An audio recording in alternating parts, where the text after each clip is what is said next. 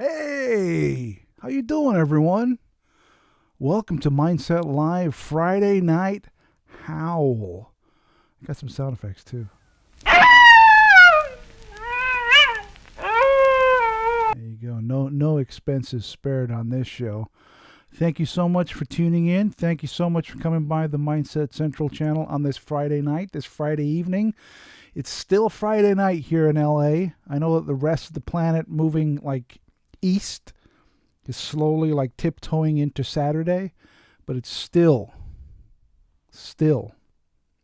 Friday night here. So we're going to make the most of Friday night. How's everyone doing this evening? Hopefully everyone is doing well. Hopefully things are looking up and looking good and being well. I'm doing pretty good. And to celebrate the beginnings of this glorious Friday evening, I'm gonna crack open. Yeah, you know it. Some delicious 805, still sealed. As you look at the top, have I showed you the top? Look at the top. Look how cool is that? So let me just while we get the wheels turning here on this Friday night howl, I'll pop this open. I always it's just becoming tradition, I guess. I always pour the first one on camera, just to kind of make you guys a little jealous, I suppose. There you go. You can see my expertise at pouring beer. There we go. Not quite. It's not quite a pint yet. It's not quite a pint. So hang on. Hang on. Hold on. Hold your horses. Hold your frickin' horses over there. You're almost there. How's everyone doing, by the way? I should say this Friday Night Howl is going to be a kind of anything goes live stream where we can talk about anything at all, any subject that you can possibly imagine we can discuss. Am I going live? Can you guys see me? I'm getting some weird stuff over here. I'm hoping that this is working. Let me just double check to make sure. I think I'm going live. I hope I'm going live. I am. I'm going live. Okay, just confirmed. Let's see who we got in the chat room this Friday evening.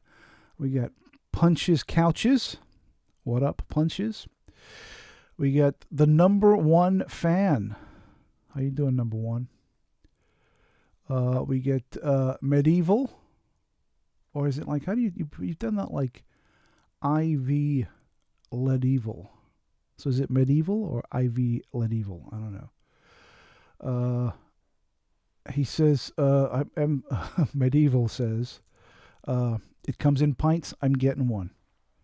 You got a whole half already. Well, the thing is that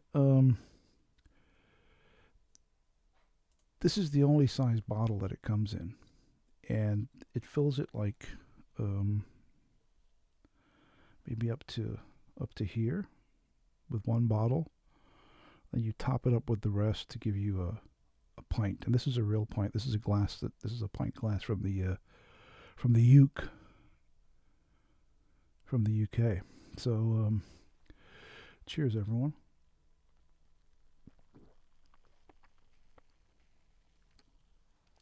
Oh, first drink of the evening.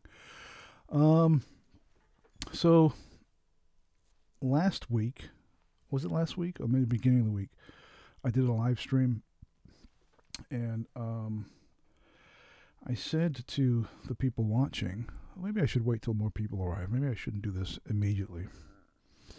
I don't know. What do you guys think? It's a sticker thing. So I had an 805 sticker, big one, and I said the first person to email me at mindsetcentral@gmail.com would get the 805 sticker, and I would mail it out to them. And Jackie Green emailed me, and so I'm mailing her the sticker. But I do have some Mindset Central stickers. And I have a lot. But what I'll do is the first 3 people to email me at mindsetcentral@gmail.com, I will mail you some stickers for free. Well, I mean, I'll charge you if you want, but ideally, I'll do it for free. So, if you want a Mindset Central sticker and you don't mind me knowing where you live, shoot me an email and I'll get those out to you, and you can stick it on the back of your laptop, on your bumper sticker, on your forehead, you name it. You can stick it wherever you like. So how's the week been for you? The week for me has flown by very, very quickly. Time is zipping by. Excuse me. That's the problem with guzzling down beers so quickly. I've been thinking a lot recently about reality and how we can perceive some of the structures of reality. And that might sound a little woo-woo or a little weird. And what I'm about to show you, things are going to get significantly more weird. So some of you are going to be intensely interested by what I'm about to show you. And some of you are going to shake your head, roll your eyes, and think, the fuck is wrong with this fool? I don't know which one you will choose, but here it comes.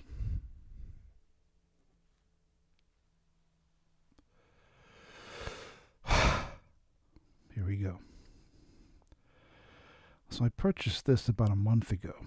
It's called The Soul's Journey Lesson Cards, a 44-deck card deck and guidebook by James Van Praagh. Now, James Van Praagh is like some medium dude, you know, because they couldn't get him in extra large. I'm opening it, by the way. And these are like spirit guides and stuff. And like you ask questions and the cards give you answers. And as you can see, these are still pretty stiff because it's fairly new. But I've been playing around with these for a week or two. And they're surprisingly accurate. Now, when I say they're surprisingly accurate, I don't know what's going on, right? I don't know whether I'm imagining it. You know, like I'm seeing things that I want to see, you know? Or if something is really going on. I'll give you an example right now. Pick a card. Pick a card. Any card. No, it's not quite like that. So what you do is you shuffle. I'm horrible at shuffling, so I'll try my best to shuffle them. Talk amongst yourselves.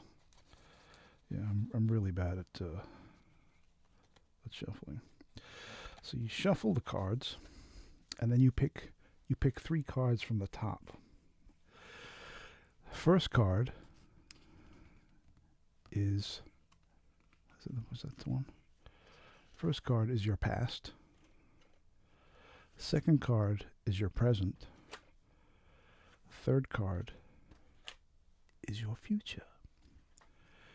Now, I know this sounds like fucking nonsense, and I will be the first to admit that. But it's very strange that when you turn over these cards, for some bizarre reason, you can actually relate to what the things are saying. So I'm going to turn over the first card right now. This is the past. So for the past, I've got forgiveness. I acknowledge that harboring resentment blocks the flow of love. Now, this is kind of generic because I know there's a lot of people in my life that I've, either acted like a prick or done stupid shit to, or have been assholes to me, and forgiveness makes sense. But I'm sure if I pulled the card for you and pulled this card and said, your past is forgiveness, you'd probably be like, yeah, I can see that. Okay, so that's the past. Let's see what the present is. The present is trust. I accept that my inner voice will always guide me correctly. So what that's implying is to trust your instincts, right? To trust who you are as a person. You know, you have feelings about situations and people, and most people are trained to dismiss those feelings. Well, this is telling you, don't do that. And now we come to the ultimate, the ultimate card, the future. What will it bring? The future card is balance. I bring a state of perfect harmony into my world, and I do so without judgment. I'm not sure what that means. Now, some of these cards are like self-evident. Once you get it like immediately. The ones where you're like, yeah, I'm not too sure. That's where this book comes in. Is my volume low? Someone just said my volume is quite low. Let me fix that. How's that? Is that better? Can you hear me a little better now? Hopefully that'll fix it. So let me take a look at. I always get my volume. It's either too loud or too low. I can never get it like perfect for some reason. Let's see, balance. So I'm looking through the book. Balance. That'll be under B. Balance. Here we go. So this is what it says for balance. This is the future. Balance means bringing a sense of stability and wholeness into every area of your life. Many times when you look at a situation objectively, you will resonate with one side or the other. Try not to view either as good or bad, but simply recognize that it is. So once again, that makes sense to me. Does it make sense to you? I don't know. You tell me. So yeah, so I've been playing around with this, because we all have questions in life, right? Now, I'm well aware that this might just be a box of tricks and a bunch of nonsense. I'm completely 100% aware of that. But I still find it fascinating, and I'm still very drawn to these kind of things for some reason, It's very bizarre. I also have these things, the tarot cards, and I'm not 100% with these. But it's very strange. I had another deck of tarot cards a while ago, and I actually became, this was many years ago, I became quite proficient with them. But I found that when I would give a reading to somebody else, I would be very accurate, and the person I was reading would be like, "Oh my God, I can't believe it! How did you know that?" And it would be astounding to me because I would literally be making shit up. I would just be saying stuff that felt right to say, and keying off the way they were reacting, and it apparently worked. Well, I guess there's two ways to look at that, right? It's either something is communing through me and touching the truth, or I'm like maybe keying off their body language and telling them what they want to hear. I don't know. Oh, I've got an email. Let's see if someone wants a sticker. Anyone want a sticker? No, I don't want no sticker. So if you don't want a sticker, that might mean you're too scared to send me your address. Which is understandable. I'd be nervous also. Hopefully the sound is a little better now. Simon B.A. says, thanks, Gareth. MacDude says, hi, Mindset. Hi, MacDude. How you doing, MacDude? So that's my experience with the soul's journey. Have any of you guys had any run-ins with the tarot or any kind of future kind of soul prophecy stuff? I've always been very wary of it. I tell you what, I've always wanted to do though, but I could never. The opportunity has never availed itself, or no, I've never found anyone to actually do it. Is that I've always wanted to go to like a medium, but like a legit medium, you know. And it's for, but how do you find who's legit or not? How do you know? You know, I mean, here in LA, there's lots of like psychic places, you know, like little stores, and then you go to the mall, and there's like a psychic booth and stuff. But I always get the vibe that these people are full of shit, you know. And I would say that the vast majority of these people are bullshit artists, you know. But I also strongly feel that not all are. I think that a minority are actually legit. But I'd love to be able to go to see a medium, not necessarily on a 1-to-1, although that would be cool. But like, you know, well, they have like groups, and the guy will come out and say, "I'm seeing someone with someone's the name of Joe. Does anyone know anyone by the name of Joe?" You know, and I know it's my Uncle Joe.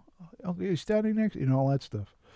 I'd love to go and experience that and get a good vibe for whether or not it was legit or BS. Because I still don't know what the MO is, right? What's really going on there? What's really checking the boxes? What's really happening? Punches Couches says he smoked some DMT. Now, I have never smoked some DMT, but I've heard some amazing things about it. And it has to do with other realities and like expanding your mind and popping into a greater awareness of reality. And you meet entities, is what I've heard. You know, on the other side, or maybe not the other side, but wherever your mind goes when you take DMT. And amazingly, these entities, when you encounter them, appear to have been expecting you and been waiting for you to arrive. It's like, "Oh, you finally made it. Nice to see you again." And you're like, "Huh? What?" Which I find completely fascinating.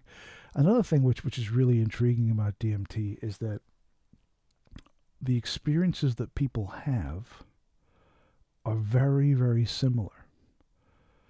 You know, so two people that do not know each other, have never met, have nothing to do with each other, they both take DMT, have an experience, and then they talk about that experience, and that experience is almost, not quite, but almost exact. Very, very similar. And it's kind of mind-blowing, right? It's kind of he's like, what the hell? How is that possible? Punches says that he met a machine elf. I'm intrigued. In a flowing metal glass city. Now, Punches, when you met this machine elf, when you say you met them, did you just see them, or were they aware of your presence also? In other words, you know, when you appeared in their reality and you looked at them, did they look at you? Were they aware of your existence, or were you just like an observer, somebody watching a scene unfold, or were you a part of the scene? Were they like, you know, interacting in some way? This really does paint a picture of a much larger, grander reality than what we experience as humans through our five senses. It really does illustrate that there's a bigger canvas that we're unaware of.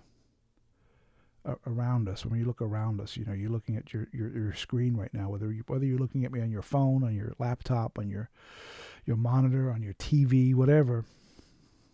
There's a much larger reality that we're not familiar with, that we can't experience with our limited five senses. But there is something else beyond. It does seem that way. Pike on a Trike says the machine elf is called Flupty Bubba. Very good. It's and Medieval says Pillow Pants, which is even better. These are wonderful names, by the way. Pillow Pants, Fluppity Bubba. What was it in the Hitchhiker's Guide to the Galaxy? I don't know if you ever read that book or listened to the radio show or watched the TV show or even watched the movie. I don't know. The wonderful scene on the planet Magrathea, where Arthur Dent meets the guy who designs planets, and he's given this big serious conversation about like designing planets and putting them out in space. And he says, "What's your name?" And he says, My name is Slotty Botfast." So very similar to Fluppity Bubba. Oh, Slotty Bartfast. Slarty Bart Forest. It's difficult to say it with an American accent. Slarty Bart Forest.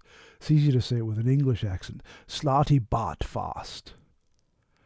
My name is Slotty Bart Fast. Or if you use James Bond, Bart Fast. Slotty Bart Fast.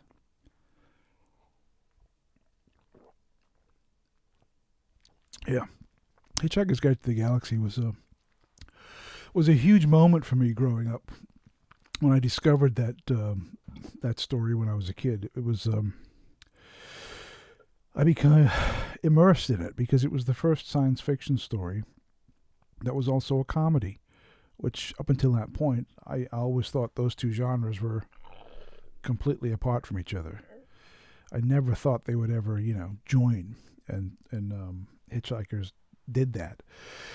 It took high concept science fiction and made it funny, and it worked tremendously well. How did I find out about it? I remember as a child listening to the radio on a Sunday night before going to school the next morning, and I was going through the dial, and I came across something on BBC Radio 4. And it was The Hitchhiker's Guide to the Galaxy. And I thought, what is this? So I started listening, and it pulled me right in. And I was like, this is fucking amazing. So the next week I tried, and I would always miss it. I could never get the time nailed in, but it planted a seed in my head. And then a few weeks or months later, I don't remember, I was in W.H. Smith's in the UK.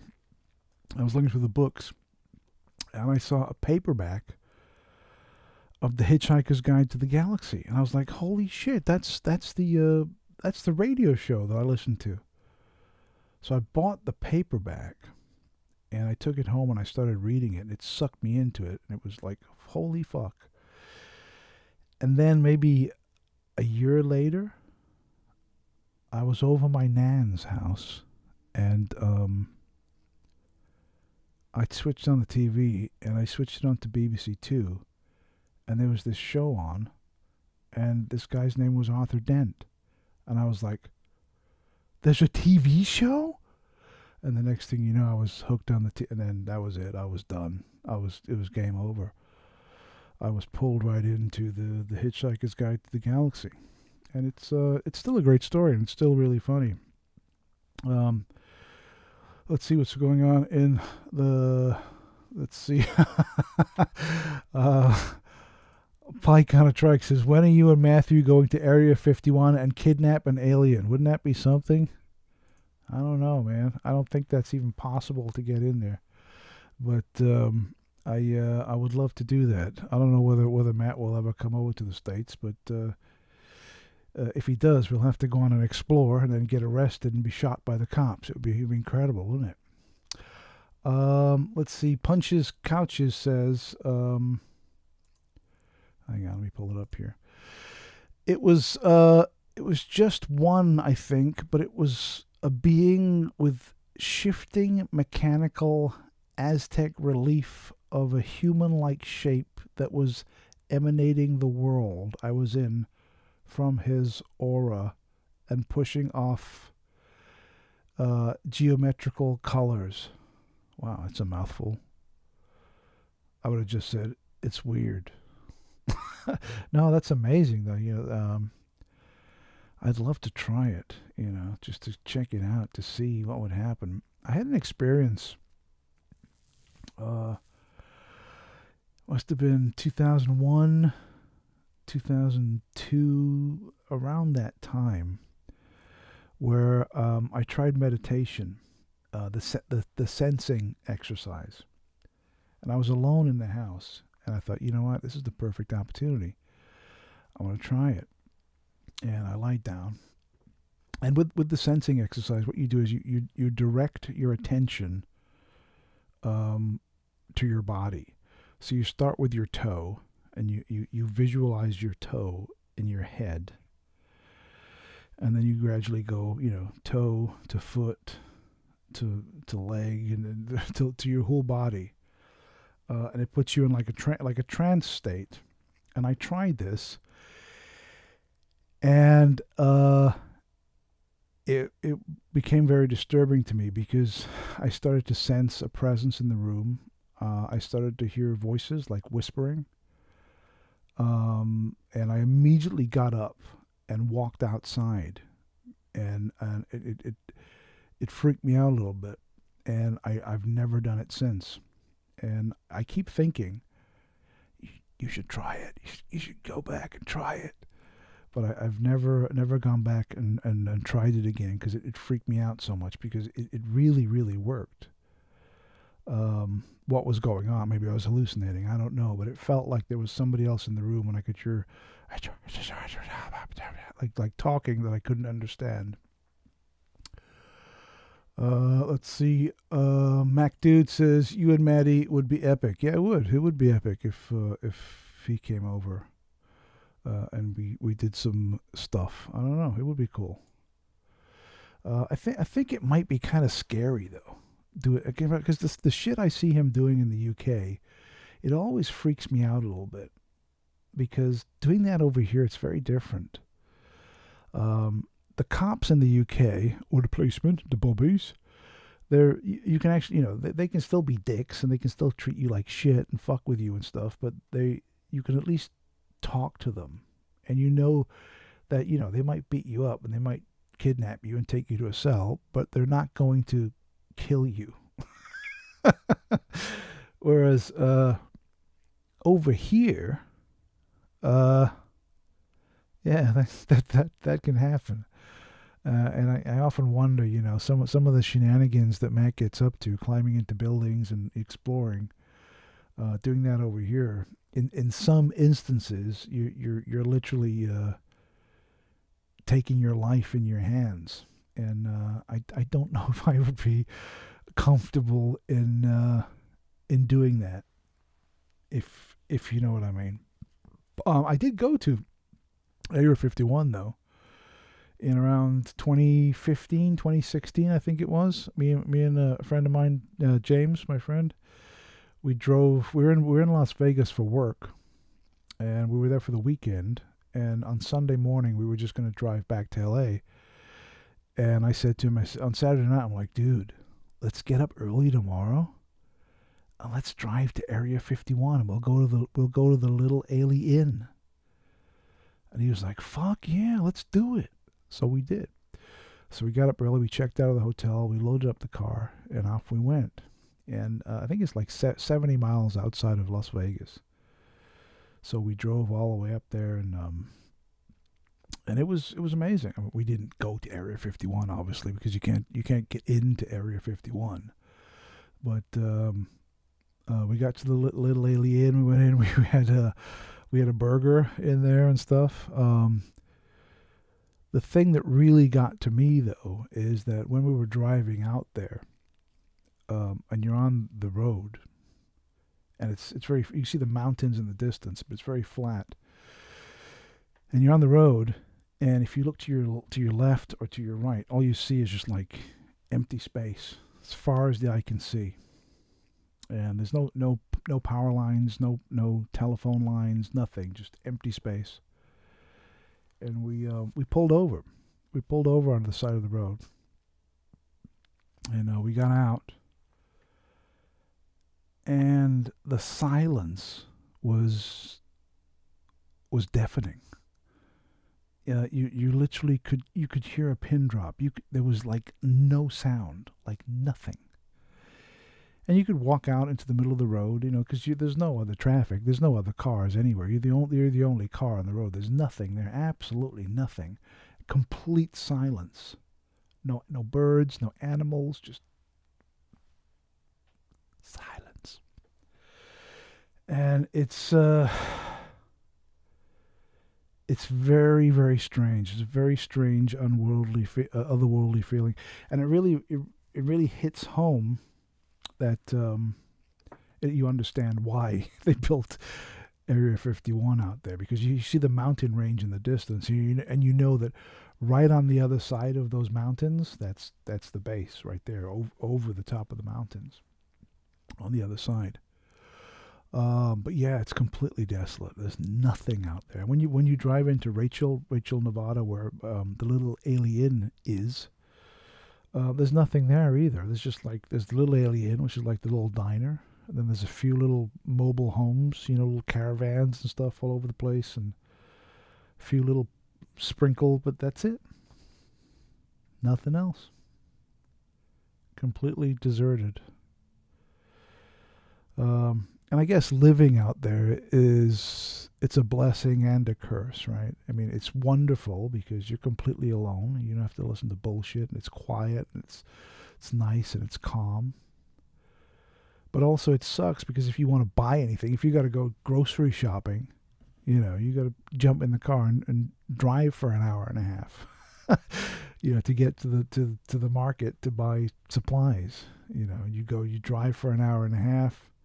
You load up the car with, groceries and beer, and then you drive all the way back and throw it all in the fridge and stuff. And because in the summer out there, it can get ridiculously hot, like 115, 118 degrees, insane heat. I mean, living out there in the desert, if you don't have air conditioning, if you don't have AC, dude, you are fucked. I don't know how you can survive. It must be a living fucking hell to be out there, in the middle of nowhere with that kind of heat beaming down on you. I mean, in places like that, the only time you can really go outside is in the morning or at night. The two times when either the sun has gone down or just coming up. The block in the middle where the sun is up, forget about it. It's fucking brutal. I remember years ago, my brother-in-law lived in Arizona, and we went to visit him, and we went in like August, and we were in his house. In his house, it's a nice 70 degrees. He's got the AC on, really nice. Outside, beautiful day, not a cloud in the sky, beautiful blue skies. And I said, I'm going to go outside for a little bit. He said, no, well, okay, go ahead. So I went outside, and it was hot. It was real fucking hot. And 10, 15 minutes, 15 minutes about being outside, I'm like, I can't take this anymore. I have to go inside. It's too much. So yeah, you can't. Middle of the day, forget it. You cannot go out. Well, I mean, obviously you can go outside. It's not like you're going to burst into flames, but it's just very, very, very uncomfortable. So I mean, if you're gonna, if you're into exercising and stuff or jogging, the only time you can jog in those areas is super early in the morning before it gets light, or late at night when it's dark. You cannot go out in the day, especially if you're doing physical exercise and exerting yourself. You can literally die. It's just too hot. It will literally fuck you up. So you have to be very, very careful. It's very, very hot. Let's see. Punches Couches says it was like 40 plus Celsius last summer here in South Texas. I believe it. What's 40? Punches? You're in Texas. What are you using Celsius for? What is that in Fahrenheit? 40 plus. Is it like 110 or some shit? I don't know. All these different temperature things. It drives me fucking mental. 40 plus in Celsius. That's got to be like what? 100 and something. Got to be. I know that last year, around September in LA, it got up to like 112. And that was pretty brutal. Yeah. Simon B.A. says we can get temperatures of 46 to 47. Holy fuck. Yeah, I'm right. Punches, yes, right. It's like 115. 115, yeah. That's brutal. That's hot. Imagine that every day for like weeks. You'd lose your fucking mind. Can you believe that? You would lose your shit. Hey, Florida Trailblazers in the house. Mr. Joe Dunn. He says, it's 75 in Florida right now. He says, feels perfect. That's good. Well, right now in California, it is 50 degrees Fahrenheit in California right now. And it has been glorious because for the last 2 days, it has rained, and rained some more. And it has been wonderful. Because when you live in a part of the world where it very rarely rains, when it does rain, it's phenomenal. It's wonderful. I know people watching in the UK right now are like, fucking hell. All it does is fucking rain over here. It's pissing down every fucking minute. But yeah. It rained pretty much all day today, which was great. Oh, so nice. So nice. Punchy says, this is a real American conversation right here. Talk about the weather. No, I think that's pretty much a human conversation because I know a lot of people in the UK and all they do is talk about the fucking weather. So I think it's pretty much regardless of where you live on planet Earth, sooner or later the topic of the weather is going to pop up. The only thing is here in California, I mean we do get seasons, but they're not real seasons. You know, it's like it's hot and sunny most of the time. I mean, this time of year we're in our kind of rainy season, so it's probably gonna have rain on and off for the next month or so.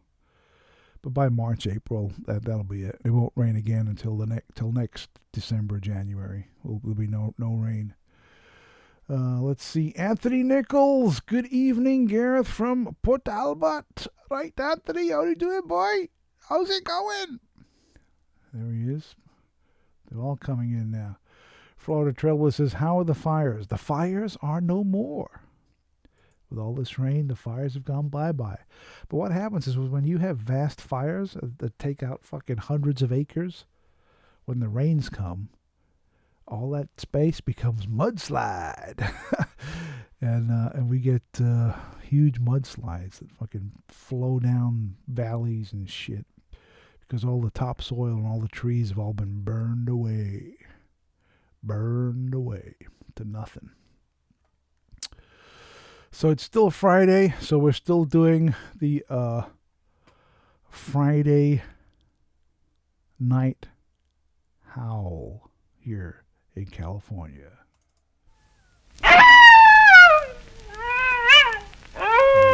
The Friday night howl, which is perfect. So it's time for a drink of beer and a howl and to celebrate the beginnings of the weekend. We've all had a rough day. We've all had a week of work, and we get 2 days off. You know, always used to piss me off as a guy at work with me. Always used to say, I would all be like, oh my God, thank God it's Friday. And he would go, 2 days till Monday. And we're like, no, don't say that. You'd always do that, you know. Oh, I'm so glad it's Friday. He's like, 2 days till Monday. I'm like, you rat bastard. I mean, it's true, right? You know. And those 2 days go like this. Unfortunately. Let's see. Let's see. Wolf. Joe says wolf food. Mac Dude said, is cider okay? Yeah, cider's okay. I'm not a huge cider fan, but I don't hate it. You know, it's okay. It's good. There you go. Florida Trailblazer says we need 4 days off. Fuck yeah. Fuck yeah. And then Studley Constable says the weekends provide structure. That's true. A year or two ago, I was talking to this guy just by accident. We were talking, and he said, "What? Pike on a peekity peak is going to bed? Are you kidding me?" All right, man.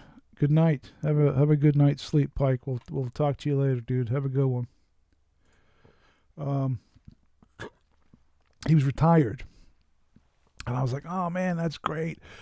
What's it like being retired?" He said, "It's awesome. It's fucking great. You know, I do what I want to do when I want to do it. I don't answer to no one." I was like, "Oh man, that's wonderful." I said, "What's some of the downsides?"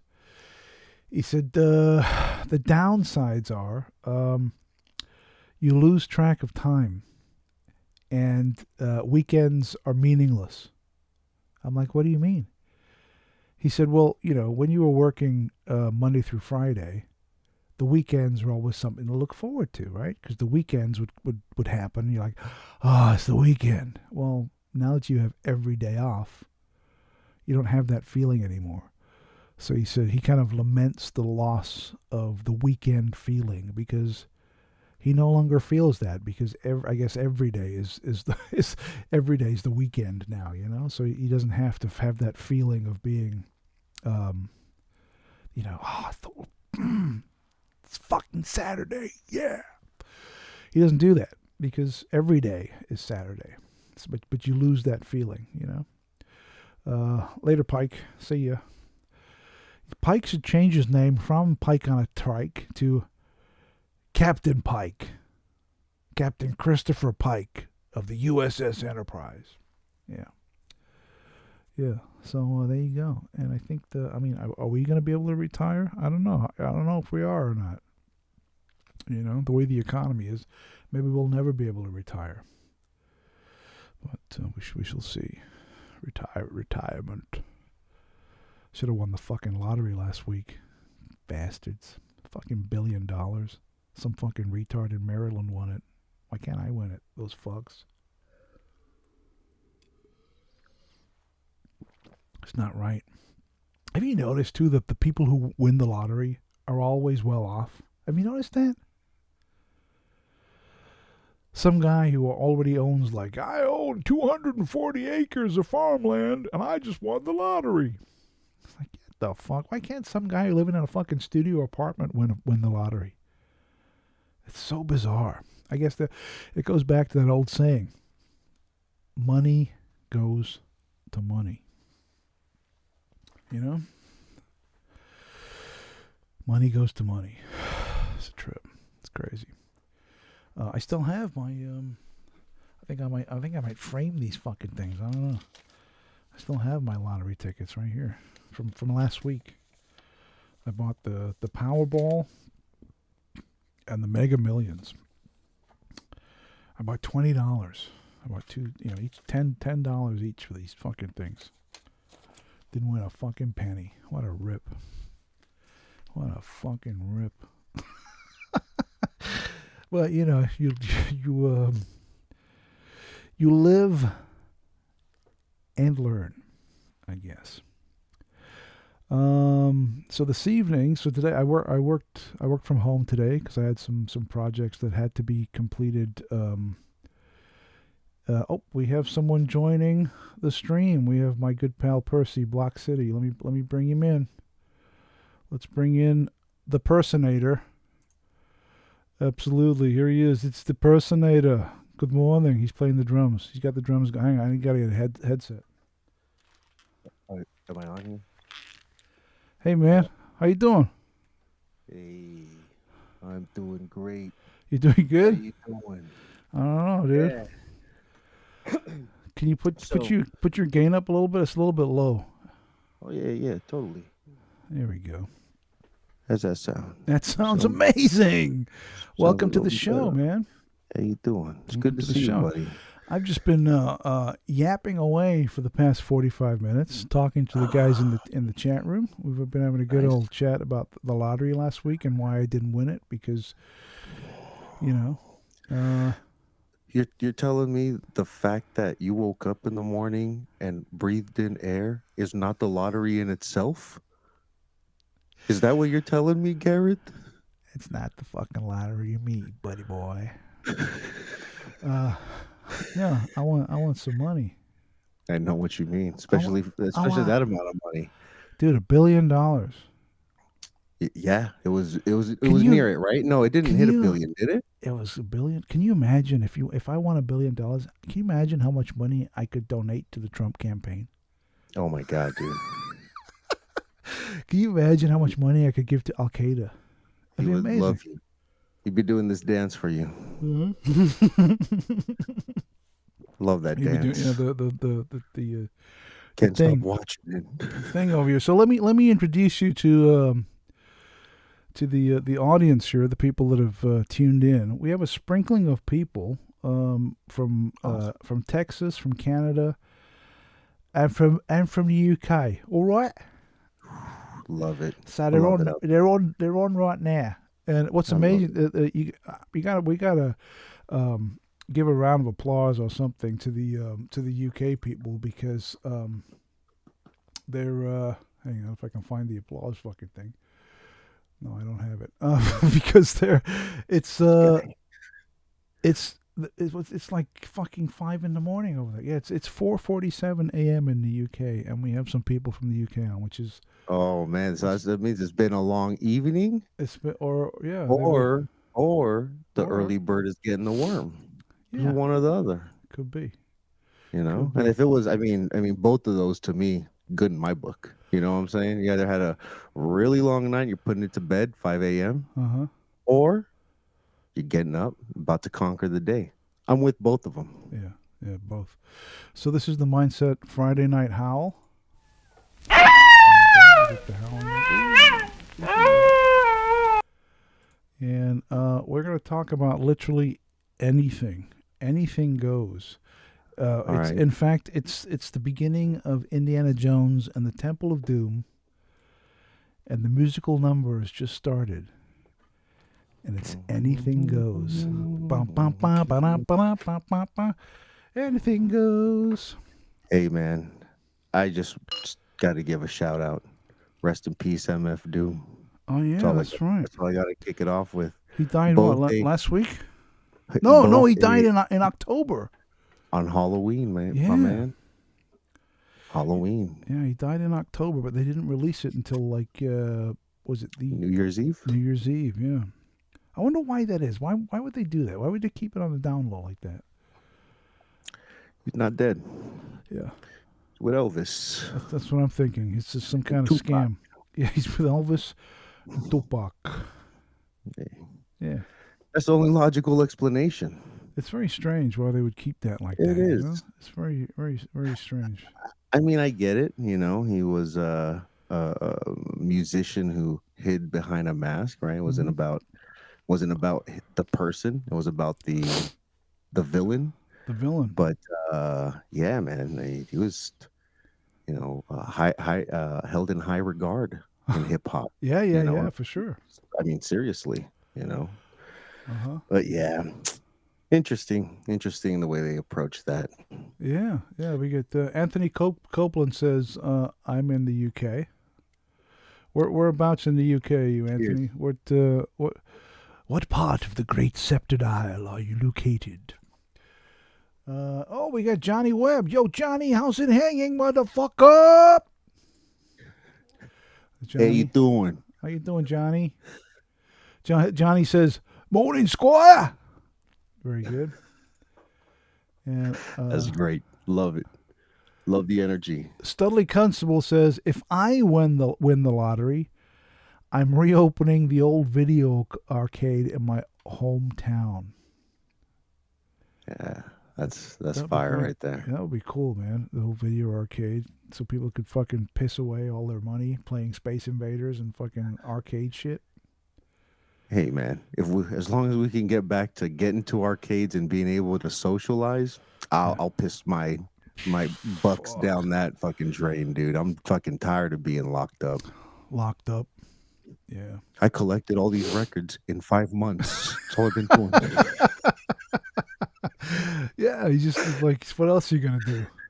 That's all I've been Yeah. doing for the last 5 What months. else This are is you the gonna collection. do? I tell you what, though, man, with this fucking lockdown bullshit, Amazon must be making money. They must have fucking money falling out of the fucking sky. The money they're making. Yeah.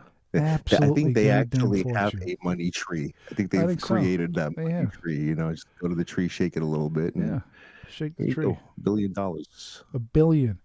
Anthony Copeland says he's from Derbyshire in the UK. Oh, that's pretty. What else is going? Punches Couches says there's supposed to be a coin shortage in the U.S. Is there really? Is that because of COVID? Because everyone's too shit scared to hold a fucking coin because they're a bunch of pussies? I don't know, man. Every time I go to a store out here, it's either bring exact change or you got to use your credit card because they have a Really? sign that says that they're short on coins. Yeah, That's bizarre, man. it seems like they're really just trying to phase out the Yeah, they're trying to get dollar and they're all trying to that. get rid of So, cash. I think cash is going to go yeah, the way of the dinosaur. They're really trying to ixnay on the cash, eh? yeah, I don't know. I got it under my mattress. I don't do it all with that.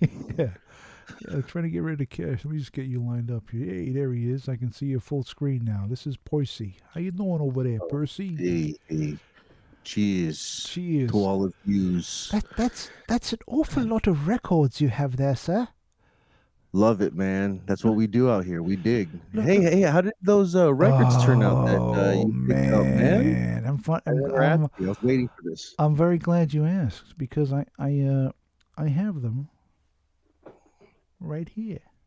Nice. Want to go through them? Well, let me just explain to the people watching what happened. Mm-hmm. So Percy and I have a strange affliction. We are addicted to purchasing, hoarding, and collecting obsolete audio formats, and one of those being vinyl records. And I love them, and so does so Percy, as you can see by the background in his video. And before the lockdown, we used to routinely get together every couple of weeks and go record shopping. We used to go digging and go to these. We'd look for obscure record stores around L.A. and go check them out and spend a couple hours just thumbing through and see if we could find some gold, see if we could find some great stuff buried in the bins. Yeah. But we hadn't done it for such a long time. Whereas was it last week or the week before? I think it was 2 weeks ago, right, Percy? I think. Was it No, it was last week. It was? Yeah, it was last Saturday, right? Get out of town. I didn't know you did anything creative. Wasn't it, or was it 2 weeks ago? This is that COVID memory that I got going on, man. I can't gauge shit. It is a bit of a I really COVID can't. memory. Yeah, I can't gauge it. Like to me, it was last weekend. Yeah. It was. I thought it could have been 2 weeks ago. It might have been 2 weeks ago. So we went to this place in Claremont called Rhino Records. Yep. I'd never been there before. Percy's been there before, so we went up there, and it was great. They had a great selection. great used record section. It was a little pricey, but they had, but what made up for it was they had a great selection, and I purchased some vinyl that I'd like to share with you, if Yeah, please do. I may. First up, I purchased the Primitives.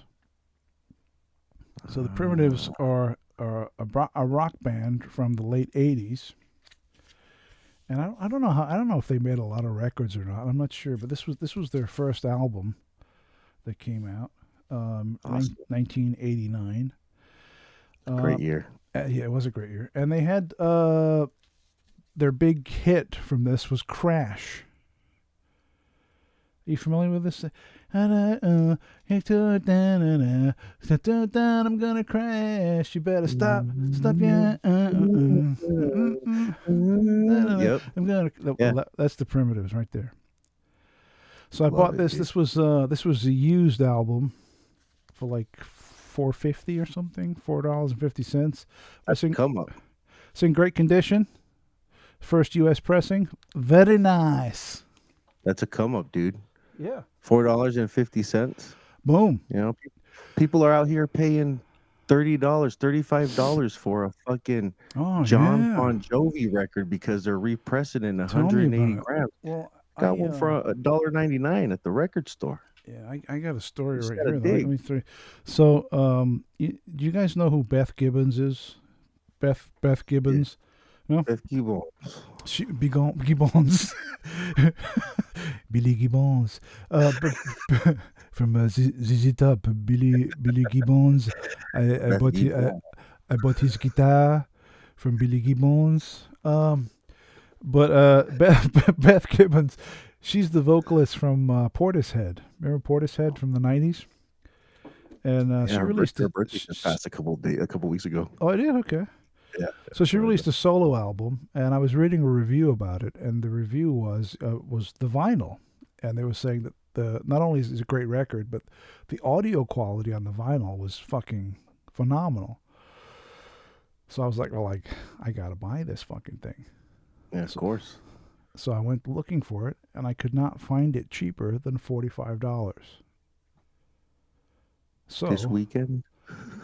So I bought the CD. Oh, okay. Because the CD, nice. so the record was $45. Mm-hmm. The CD was $10.99. Yeah. So I bought the CD, but it is a great album. But back, she's a great vocalist, man. Oh fuck yeah, she's a phenomenal vocalist. Amazing, yeah, very haunting. Yeah, really incredible stuff. I also bought. Because I like a bit, I like a bit of Julian, mate. I love a bit of Julian. Yeah. So I bought Julian Cope. I know. I went and listened to that after you picked that up. Will Shut Your Mouth.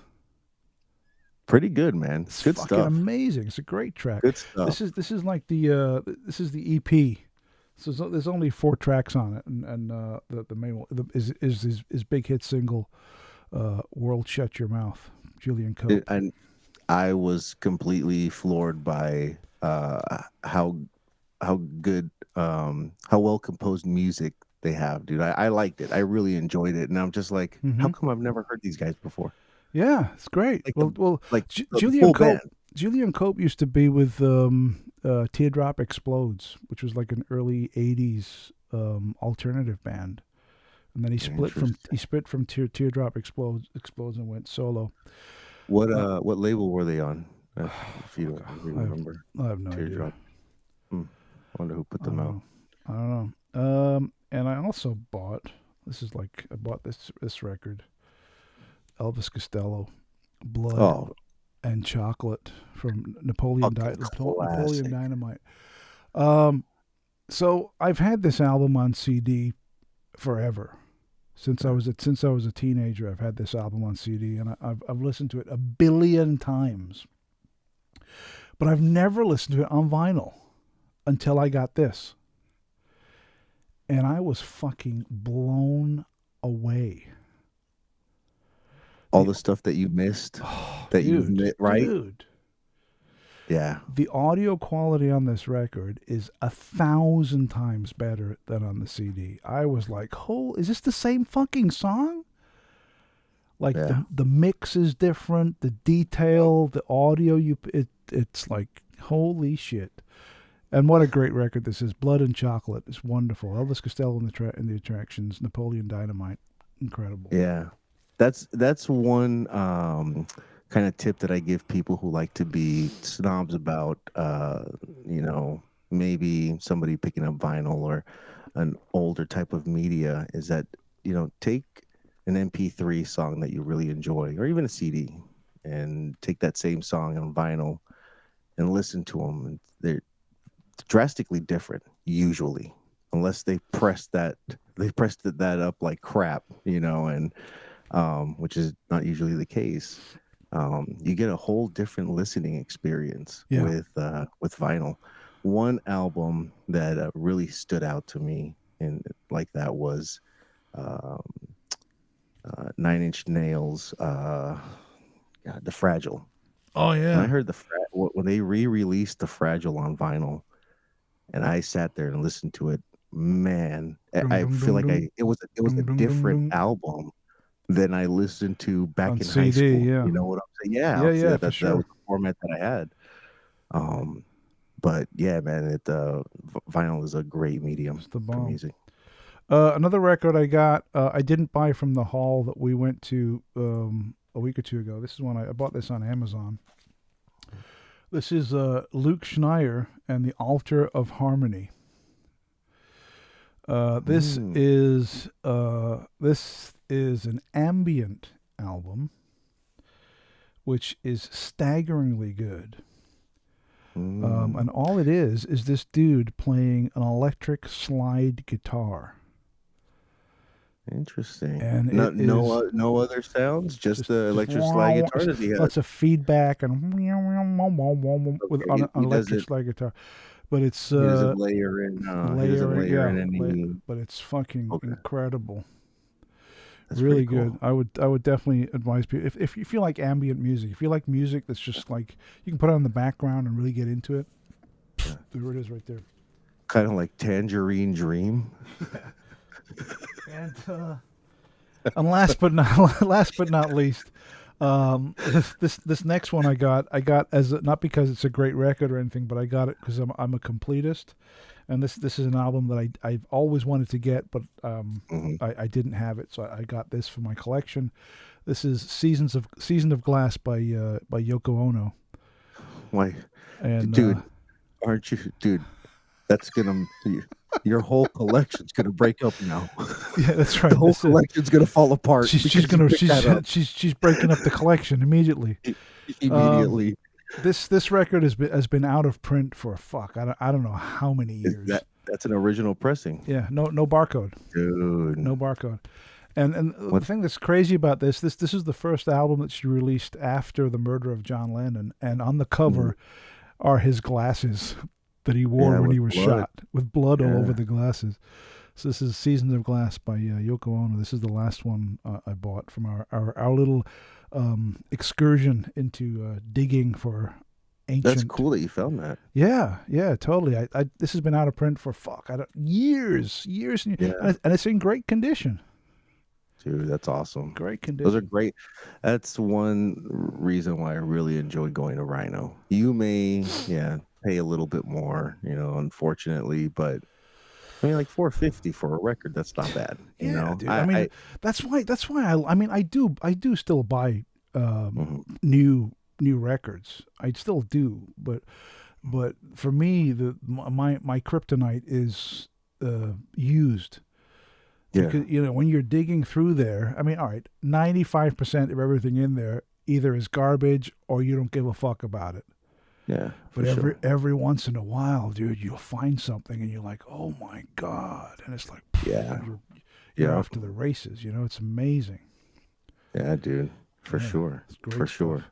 You have anything you want to show us, Percy, from your collection over there? So that day that we went digging, I picked up this soundtrack. I enjoy soundtracks mainly because of like sampling and loop digging. And honestly, sometimes I will not have seen a movie. I see the soundtrack Mm-hmm. based off of like this soundtrack here. I've never seen the movie. Blow Up, yeah. Well, see, Uh, I know that movie. That's the fucking what's his name? Not David. Carlo Ponti, No. Michelangelo, Anti, The guy who's in it. or her. I'm thinking of Oh, the actor. yeah, I Um, don't know. Never Hepworth or seen it. Hepburn or so. I can't think of his name. But Blow Up. Brian De Palma remade that with John Travolta in the late '70s called Blow Out. Interesting. Oh, this score is done by Herbie Hancock. Oh no shit! And of course, usually again, What was that when song there's we used to do with Herbie Hancock? With when he used to walk across the parking lot. It was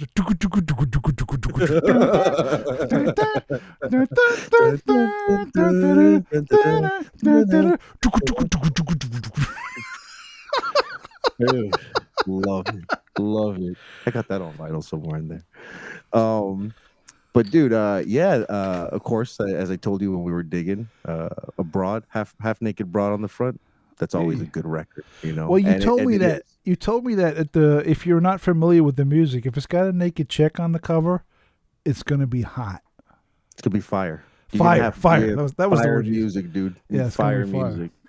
So that was one of them. So I Uh may go huh. check out this movie. The Okay. soundtrack is great, by the way. The Uh, soundtrack is fucking phenomenal. So awesome. that was another one. Uh huh. Os Mutantes. Os mutantes. Um, this is a Brazilian Uh huh. band, and they're more of that psychedelic kind of Love it. samba Love it. jazz stuff. Yeah, Love it. really, really good. Again, naked broad on the front, right there. And of course, fire, fire all over Fire. this goddamn Fire. fucking record.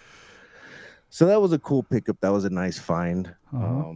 Both I mean, I think they were like about $15, $16, so Uh huh. not bad. Yeah. Um, the Yeah. next No, one I dude. picked, Any vinyl any record you buy that's $20 and under is a deal. yeah, oh for sure, Yeah. for sure.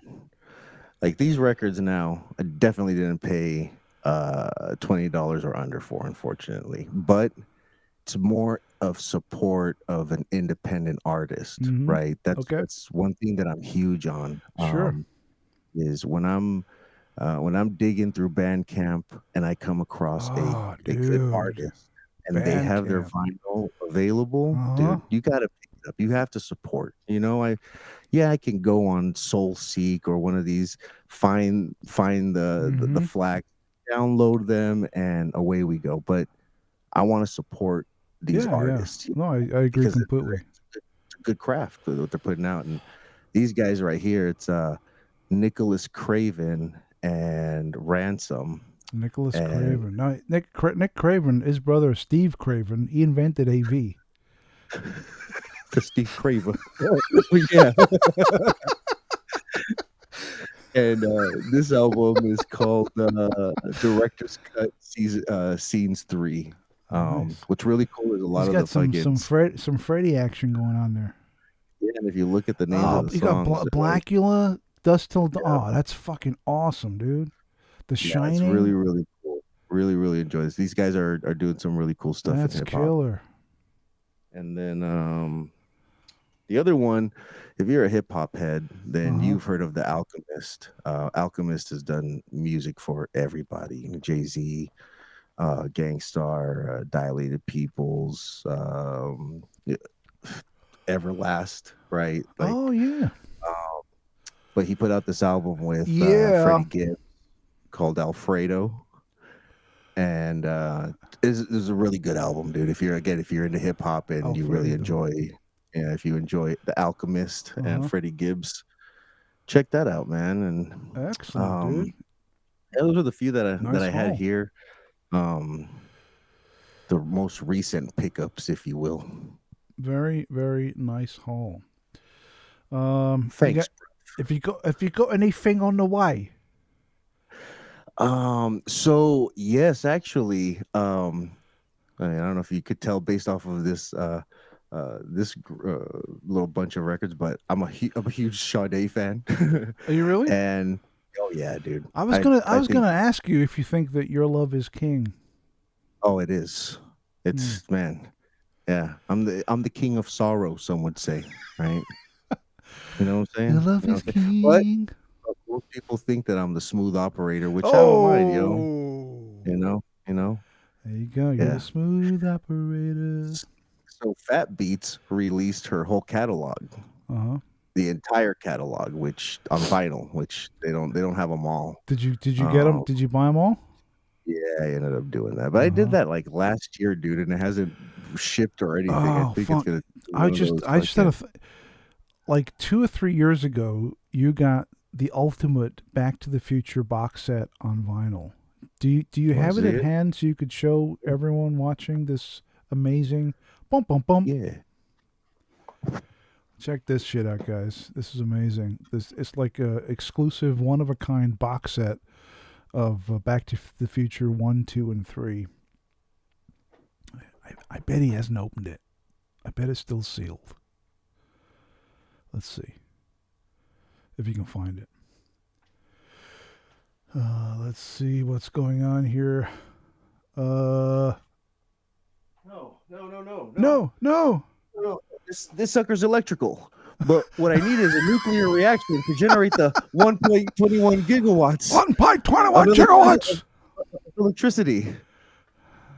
So there you go, my man. That's What is with this heavy? Is there a problem with the Earth's gravitational pull? Oh, love dude, it, that's dude. fucking. Have you opened it? So I did I sliced it off here on the Uh-huh. side because it was bending Ah, and I didn't want this to get damaged. So Right.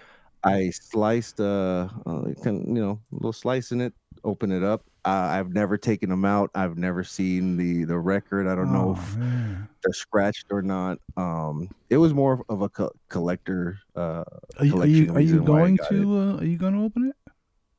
I think so, man. I just don't know when. I have the CD right here, and Yeah. if I ever want to listen to it, I You put, can listen to that, yeah. yeah. I'm kind of, I don't know. I don't know Bump bump why bump. with this one. I'm kind of waiting for as if I don't Get know if the out of music's. town. I didn't know you did anything creative. Oh man, classic. And Writing stories. Oh yeah, dude. from outer space. Darth Vader came from the planet Vulcan and said he would melt my brain. Yeah, why don't you keep that on the low? Lorraine, you are my density. Oh man, you are my destiny. You are my destiny, Lorraine. Oh, Great stuff, like, man. You know, and you know this, but I'm just going to say this so that the people watching know this. So the original Back to the Future is such a perfect movie in every conceivable way that in I think it's the UCLA Film School. When they do the class on the perfect movie and the perfect script, they show Back to the Future to the class because you know, the way it's structured, the way the movie's structured, the script, it probably is within the top 5 most perfectly made movies.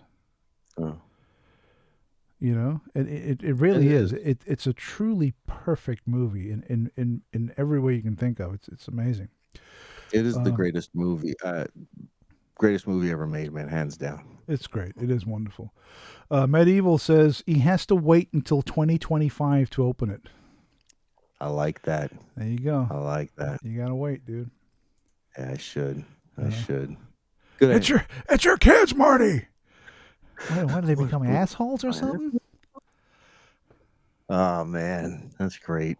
That's great. Mm-hmm. Really great. Let's see what's going on in the chat room.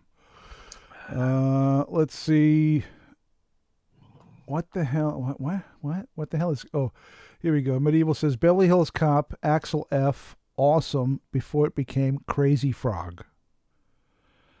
I don't know what's Crazy Frog. I don't know what that is. I don't either. I don't either. But man, I agree. Axel Foley, fucking Beverly Hills Yeah. Cop, dude. I got both of those Bum, soundtracks for bum, fucking bum, Cop ba-dum, One bum, and bum, Two. bum, bum, Great, dude. ba-dum, bum, bum, ba-dum, bum, bum, ba-dum, ba-dum, ba-dum, Funny, bum. funny story. My What? mom used to work Oh, for Eddie Murphy. tell the story. I'm gonna put you full screen Yeah, for this. yeah, man. So of course, my parents immigrants, right, to the United States from a third world country in Central America, and as most do here in Southern California, they clean other people's houses, right? Just what it is.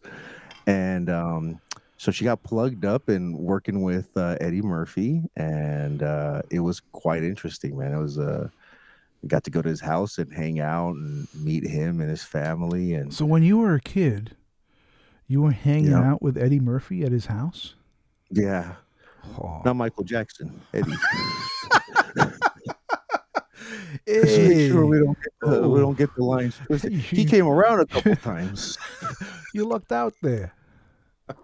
Oh, did I? I Well, hear I don't hanging know. out with Michael was fun for some people. Hee hee. So what was it? What was Eddie Murphy like?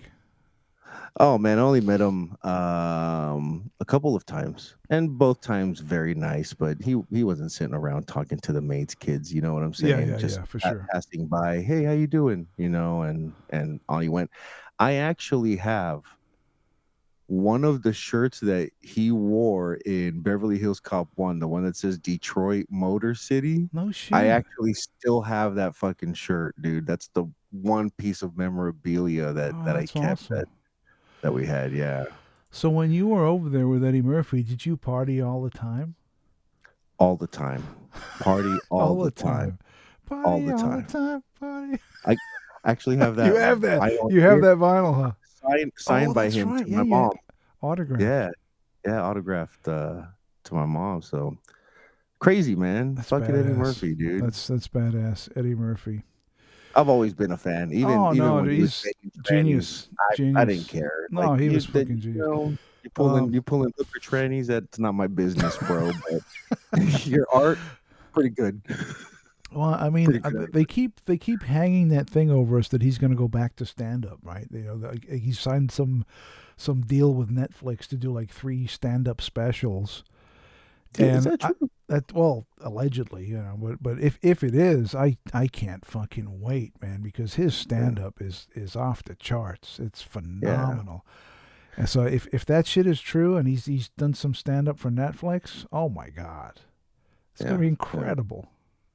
I'm a big fan of Dave Chappelle, Yeah. Richard Hmm. Pryor, Hmm. Red Fox, a lot of those. But I would say hands down, still the best stand-up special is Delirious. Oh yeah. Raw was very, very good, but Delirious Incredible, just man. it stands still to this day by itself out there on a pedestal. That shit Oh is yeah. amazing. I remember in school, a buddy of mine had Delirious on vinyl. He had the concert on record, right? And I'd not I hadn't it took I hadn't seen the video. I saw the video years later. So my Mhm. first experience for Delirious was listening to the record. And he lent me the record, and I made a tape copy of the album, and it was fucking the bomb. That's fucking hilarious. My Uh-huh. first experience with Delirious was A a tape tape of that my cousin gave me. He yeah. said, "Look, dude, I made this copy for you because your mom works for Eddie Murphy." You know, years later, where she worked, you know, she ended up throwing out her back, All right. and that was raps. You know, fucking Yeah, that that was was it. it. Yeah, but Murder the She Wrote. Murder She Um, Wrote. and yeah, dude, that was my Mhm. first uh listen was on a tape to Yeah, Delirious. It was great, the dude, because audio. Yeah, you you're imagined imagining. it. Yeah, you Yeah. imagine it. Like when I saw the video, I was like, he's black. No, I'm kidding. No, no, but it was like, I didn't um, see that. hey, But yeah, you just imagine him on stage and imagine you listening to the audio. When he's Yeah. talking about Mr. T and snapping his dick off with his butt cheeks and all this shit. And, Hilarious, dude. Incredible. Goonie Goo Goo, all Goonie of that. Goo Man. Goonie Goo Goo. Fuck. Yeah, it's amazing. Jesus, Ice dude. cream. Oh my It's God. Dude, incredible. that still kills this day. Yeah, Still absolutely. kills to this day. It's incredible. Yeah, really, really good. Shall we see if one of our faithful listeners / watchers would like to join us in the chat? That's usually my air drumming. I wish we had a band that we could. Yeah, that'd be great. exactly. But now we got to pay fucking royalties for everything, so you're not going to get that guy. Can you imagine how cool it would be if we could just play tunes and stuff on YouTube and do like intro music and play? It'd be fucking great, but you can't because all these music companies lose their shit. Oh, you're gonna get me pulled down, dude. No, you're not going to get pulled down. You know why? Because I just made this beat right now. Perfect. My drum machine. Perfect. Excellent. So you are not getting pulled down because this was produced by your man Block City on his drum machine right here. Yeah. We're going to open up the mic, bring people in. If you don't like it, it's not going to be a sin. You better win. I gotta grab my children and take them back to school. The Zoom shit ain't cool. I'm acting like a fool. All right. Let me stop with that. I'm gonna post the link. Let's see if any of you retards want to join us in here. Yeah, it's about 9:20 right now. It's 4:20 somewhere. Is it really 9:20? Holy shit! It is. Yeah. This one up. You're gonna spark one up? Yeah, I think it's time. Why not? You might as well. All right. Wrap your lips around his finger. Yeah. Have a puff of this. So as I said at the beginning, this is the Mindset Friday Night Howl, where we literally talk about anything and everything.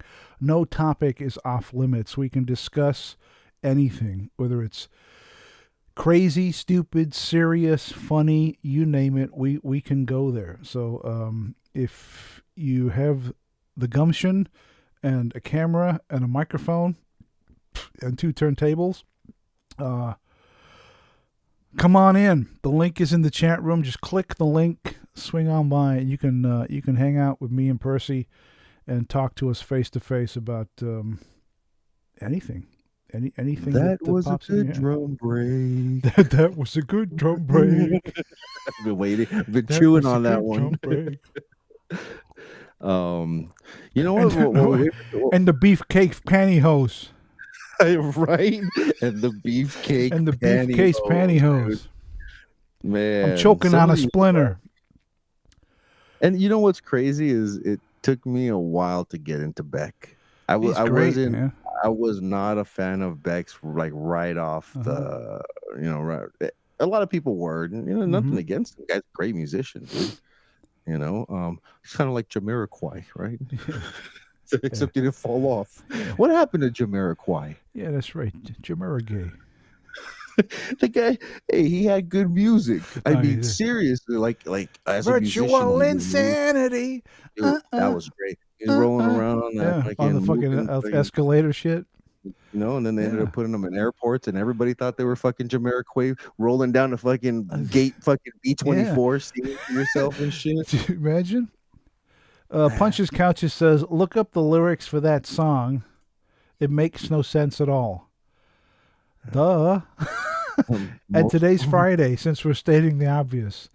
Well, that's the whole point. It's like the vibe I got with Beck, with a lot of his songs that are nonsensical, especially like from his first album with I'm a loser, baby, so why don't you? And the structure of the lyric, it's very similar to mid '60s Bob Dylan. Very, very similar, because if you listen to mid '60s, but he would write nonsensical lyrics they'd be wonderful and they'd really make you think, and he'd play with words, but it was nonsense. And I think Beck took a page from Dylan's book and tried to duplicate that with his his stuff. Interesting. See, I wouldn't know. I never really got into Beck like that, right? It was just stuff that's out there.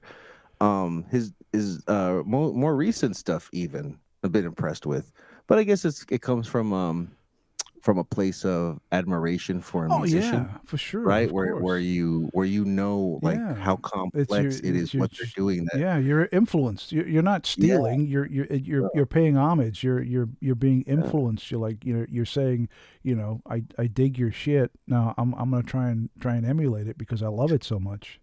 yeah. And You I know. mean, again, the guy's my understanding, and I could be wrong, but I Hmm. thought Beck was a multi instrumentalist, He is. right? Like Yeah, yeah. he could pick up a bass and rock it. He could pick up a guitar and rock it. He could pick up the Sure. No, keyboard yeah. behind them. He's a Fucking multi instrumentalist. He likes chicks and yeah, dudes.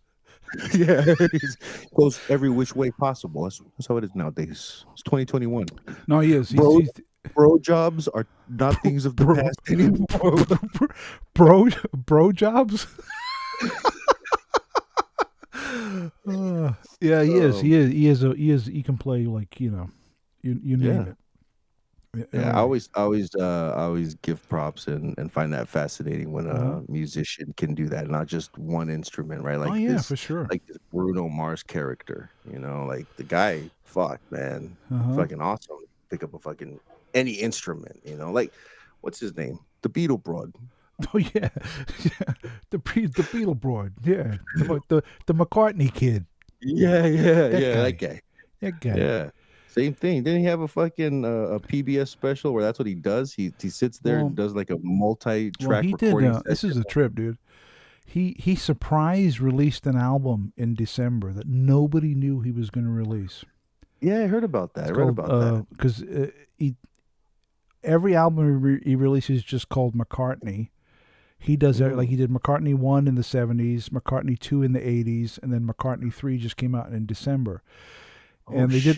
they did an interview with him. I said, "Well, so this came out of nowhere. What happened?" He said, "Well, I was on lockdown. I couldn't go anywhere, so I was stuck at home. So I would just be in the studio, and I started recording. That's so And crazy. he wrote the album, produced the album, mixed the album, played every instrument on the album, and it's really fucking good. And it blows your mind Okay. that this dude is like 75 years old, and he's still fucking rocking out fucking quality stuff. You know what I mean? It's like, how is that possible? You think if you're in your 70s, you don't know what fucking day it is tomorrow. But there's this Yeah. dude just knocking out fucking killer music on his own, playing the bass, the drums, the keyboards, the guitar, everything. It's amazing. But yeah, you're Paul McCartney. If you're not doing that, you're a loser. That's true. I That's mean, true. come on. You're part of the Beatles. You've had so much money. Like Yeah. honestly, like Yeah. that's I Hmm. mean, unless you became a lawyer and then a doctor, but nah, man, like yeah, that's Yeah. amazing. It's incredible. And it's amazing to be able to see, like I said, like they did that concert where he did that. He had, you know, a whole audience there, and he goes to the Oh drums yeah. and he Oh, lays yeah. down the drum track, and then he picks up the bass and he lays down the bass line, and It's amazing. uh, that's what's so much fun. I enjoy doing that here. Of course, I do have a drum set here. I just don't Uh-huh. know how to. I don't know how to kick beats like fucking Paul McCartney. It doesn't sound as fucking tight. But I'll just usually do it with the drum machine, and then yeah, man, I'll pick up the bass and lay a bass line behind that. And Ellie hey, Rose says, "Hey, Ellie, from the man. UK. Hello, Ellie. Oh my God, we got Anthony Nicholas from Port Talbot joining us. Here he comes. There he is. It's Yo, Rocky Balboa. good, right?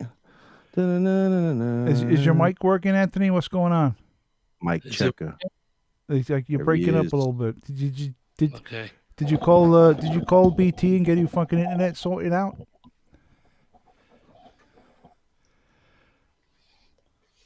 Man, it looks like it's cold where he's at. I don't know. Yeah, what's up? How's the microphone? It's sounding good. Sounding good. Yeah. So, Anthony, I don't know if you noticed, but when you come on a live stream like this, it's customary to say something. I'm gonna check now. Is it like over modulating? No, you're sounding good. How you doing, man? All right, mate. All right. You all right? Yeah. You got a beer going on there or something? You chug something. Let's go. What time is it where you're at, mate? Yeah, what is it? Oh, what is that? What do you got? What that looks interesting. What is that? Me? No, Anthony, talk to me. Yeah, Anthony, what you got? I'm alright, mate. You alright? That's awesome. Yeah. What So- was bloody repeating? So hang on, Anthony. The way this works is that we ask you a question and you answer. I'm sorry if it's difficult for you.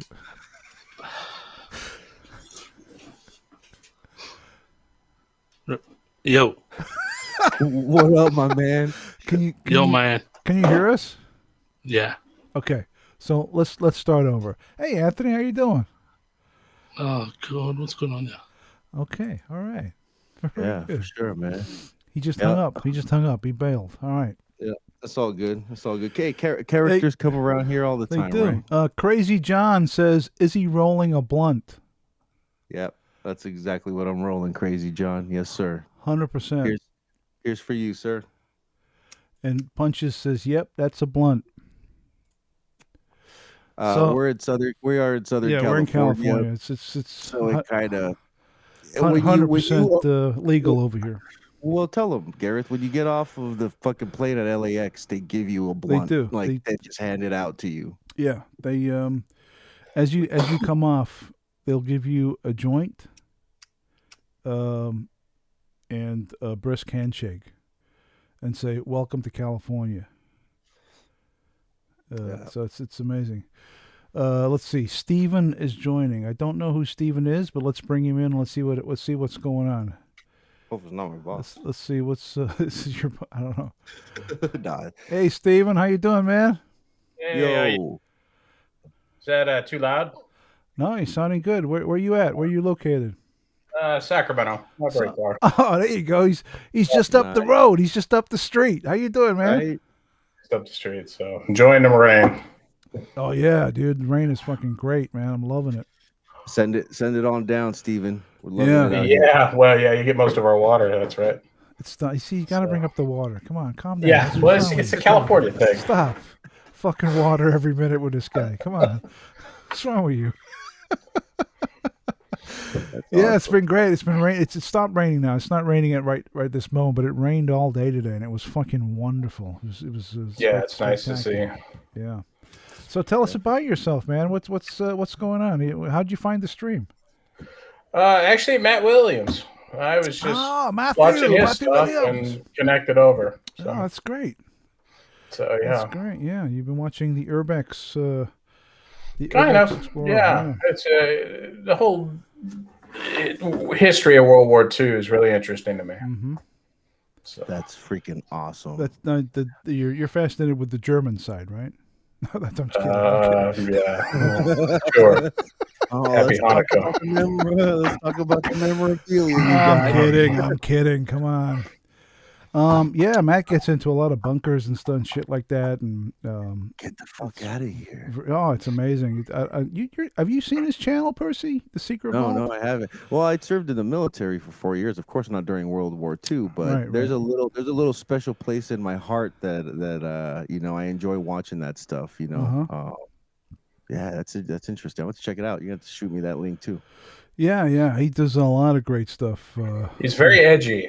He is very Yeah. edgy. Yeah. Nice. I think you That's- brought up that's the what we point do. earlier. I don't know how we do here in the United States. I don't know, man. Everyone keeps asking me, like, when is Matt going to come over and visit you, and you're going to do an Urbex? And I'm like, fuck, dude, I don't know if that's even possible. You know, I don't want to be fucking shot. I don't want to die. Or get arrested or Yeah. get a felony because you went into a certain restricted zone. Exactly. I mean, in the UK, it's just like, don't do it again. You know what I mean? Whereas over here, it's like, freeze. I don't want to do Prison that. time. It's a whole different day. Ellie Rose says a blunt a day keeps the doctor away. See, Ellie knows. Ellie knows. Ellie Rose knows. Ellie knows what's up. There's a puff for you, Ellie. And Anthony Nichols says, "Sorry, Gareth, lost the Wi-Fi signal." So next time, Anthony, I told you last time, man, fix that fucking internet shit. Get it going. That dude's pretty funny looking. Yeah, he's kind of a cross between the Unabomber and Rocky Balboa. Exactly. I don't know whether he's going to fucking fight Clubber Lang or blow some shit up. Yes, you know what I mean? I don't know what's going on. Pretty nuts. Let's see. Anthony Copeland says, do you know it's now Lord Matthew Williams? Yes, Lord. There you go. He's Lord Matthew Williams. How do you achieve that? How do you become Lord? Because I know when you become Sir, it's you got knighted, right? Yeah. Like, I think Lord is you have to. It's genetic. I think you have to be born into it. I think. I thought it was a secret handshake. That might be true. That might be that too. Pointy hat. Yeah, if you give a few guys the right hand job, you get a Lord. There you go. You gotta do this. You gotta do the whole thing. That. You gotta work it. But yeah, no, I don't know. I think it's genetic, but I could be wrong here. I'm not an expert on all these made up fucking titles and shit that people fucking bestow upon themselves because they got lots of money. Is that where the Esquire comes from? The Squire, yes. I'm the Squire of the land. Absolutely. You know, yes. Bill S. Preston Esquire. That's what comes to mind. Esquire. That's the only guy that should have Esquire at the end of his Absolutely, name. Yes. You know, it's not following up Bill S. Preston. Don't bring that around. So tell us, Stephen. Tell us a little bit about yourself. What's how did you discover Matthew? And are you into urbex? And you said you're into World War II, the history, and all that stuff. What else? What else is your deal? Well, yeah, I just found him on the internet, checking him out, checking the what he does for a living. You know, interesting. So yeah, the World War II aspect has always been interesting to me. So. Especially all the bunkers and all that. So he gets into, and he's edgy. I like it. Yeah, he is. Let me ask you this about World War II. Now, do you think World War II was the only war where things were like clearly defined, like who are the good guys and who are the bad guys? And every war since World War II has been very gray and like squirrely? Well, I don't know if I'm the right person to ask that. I'm not a veteran, but my dad fought in Vietnam. He was a Marine, combat Marine, 2 tours. He would disagree with maybe my opinion on that. Okay. But he's passed. It might be more considered like a skirmish. Some of the wars that we've had. But it just seems to me that like in World War II, it seemed like a just war. And it seemed like a clearly defined war. It was like this was a war that had to be fought and had to be won. Whereas all the wars that came after were kind of like, I don't know. You see where I'm coming from? Well, someone was making money off helicopters during Vietnam. That's I asked Lady Bird about that. Yeah. Yeah, I was going to ask, weren't the majority of the wars post World War II more of a money maker? Yeah, than, well, it's to keep the military-industrial complex chugging along, you know. Whereas World War II was like, I mean, it really, from my perspective, it really was a good versus evil kind of thing. You know, it was something. Well, it was a must war. Yeah, exactly. You had to fight it. Exactly. You didn't fight it, you all spoke German. Yeah. Did you? She said something. Did you ever see The Man in the High Castle? No, heard it's good. With the it's a science fiction show set in the 1960s where the Germans won the war, and what the world would look like if they'd won, and it's really on Prime, right? Yeah, it is. Yeah, it's very thought provoking. How the world might have looked had they won, and it's not a pretty sight. It's not very pleasant at all. But it's a thought-provoking idea, you know, how things would have turned out if the scales had tipped the other way, you know. Right. Well, the question is, if the states didn't get involved, would we have won the war? The United States just said, "Hey, we weren't going to do it," because they didn't want to do it till Pearl Harbor. So exactly. Well, that's one of the central cruxes of Man in the High Castle, whereas the United States didn't get involved. And Hitler rapidly took over Europe, developed the atomic bomb, and then threatened to nuke Washington and New York unless the United States surrendered, which they did. Then there was the Nazi occupation of half of the United States.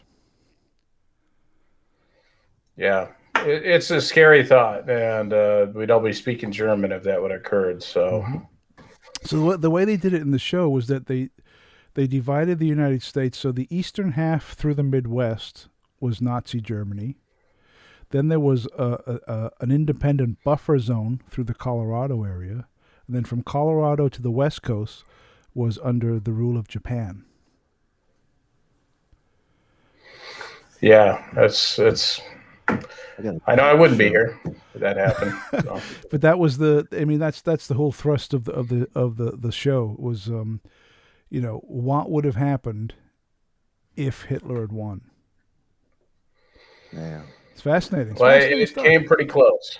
Luckily it didn't turn out that way, but it's a fascinating show. It's worth taking a look.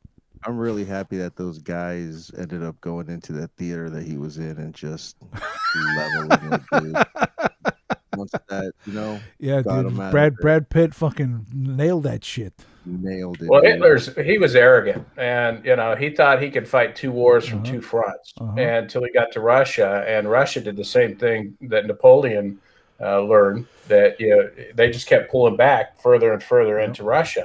And the winter came, and they got stuck. And Hitler found the same rule, did the same thing, and he ended up fighting two wars on two fronts, getting stuck somewhere in Siberia. So, on the way to Russia.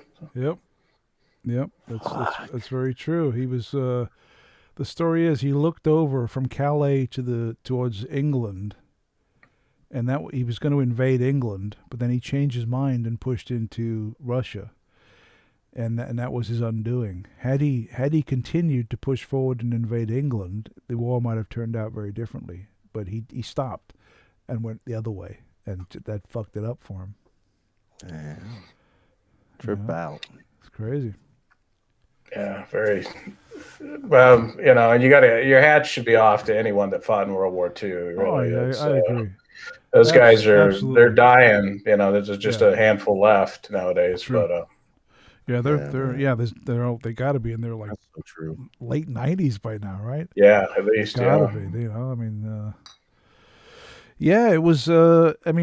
From my perspective, World War II was the last truly just war. It was a war that had to be fought and had to be won, because the consequences of Hitler winning were just too terrible to comprehend. It would have been devastating to the free world. Devastating. Well, yeah, I don't think we fought a war that had the world's attention like World War II. And World War II was really a rollover from World War I. It just never got resolved. The reason Hitler came to power is because Germany was in the Great Depression, and Hitler filled the void. From World War I. Exactly. So you are correct, sir. 100%. Schooling all y'all cats out there. Sit down, man. History lesson right here. History You guys should be lesson. listening. You don't have to have served or anything to understand history, man. That's some knowledge right there. For sure. Dropping it. Let's see. In the chat room, Ellie Rose says, I went to Auschwitz this time last year to visit the concentration camps. Not a single bird flying around or no noise at all. The most bizarre experience. Yeah, truly, truly horrific. Truly horrific. Just when you think of those places, just the thought of it is fucking stomach churning. Absolutely disgusting. It's truly horrific. What's interesting is like how she's describing no birds. Yeah, isn't that weird? You think everybody respects the void of life. It's like the whole area has like an evil vibe. So even the birds won't even fuck with it. It's very, very strange. It's very bizarre. Bizarre, as she mentioned. Let's see. Simon B.A. says Hitler did get away. He came to Patagonia in Argentina. He left with Eva Braun, Eichmann, got caught by the Mossad in San Fernando, Buenos Aires in the 1960s. He went to Paraguay, where he died in 1971. Interesting stuff. Where did you get that information, Simon? Isn't Pacoima near there? Hey. What? Pacoima. Damn, Patagonia, huh? All the way down there? I mean, who knows, man? I mean, there's a lot of weird shit going on with Hitler's death. Man, that place is crazy, though. Patagonia? To wind up all the way down there? I mean, Argentina literally does. I mean, there was a lot of Germans that fucking fled to Argentina after the war. Yeah. And there was a lot of fucking people speaking German in that area. They had their own little area. So, I mean, it's possible, I guess. I don't know. I mean, maybe it happened. I have no idea. I mean, if it did happen, it's certainly thought-provoking. Make a great movie. But right. I don't know, you know. Interesting it's good stuff. Science fiction. Well, we don't know.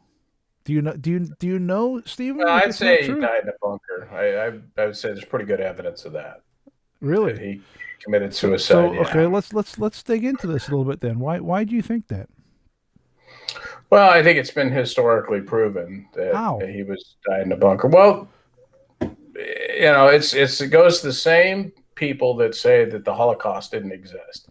No. Wait. You're talking apples. Well, you're talking apples and oranges, and you're confusing two very different subjects. Let's stick to the question at hand.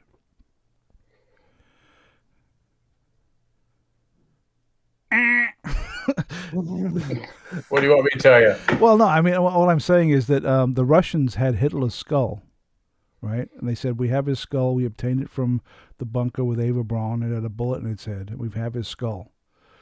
And then in the 1970s, they did DNA tests on the skull, and they found out it was a female skull. So it wasn't his skull. In fact, if you dig into it, there is zero evidence that Hitler died in a bunker at the end of World War II. Zero. Interesting. Now, what happened to him? Did he die? Did he live? Did he go to fucking... Who the fuck knows? But it's pretty certain that he didn't die in that bunker. Man.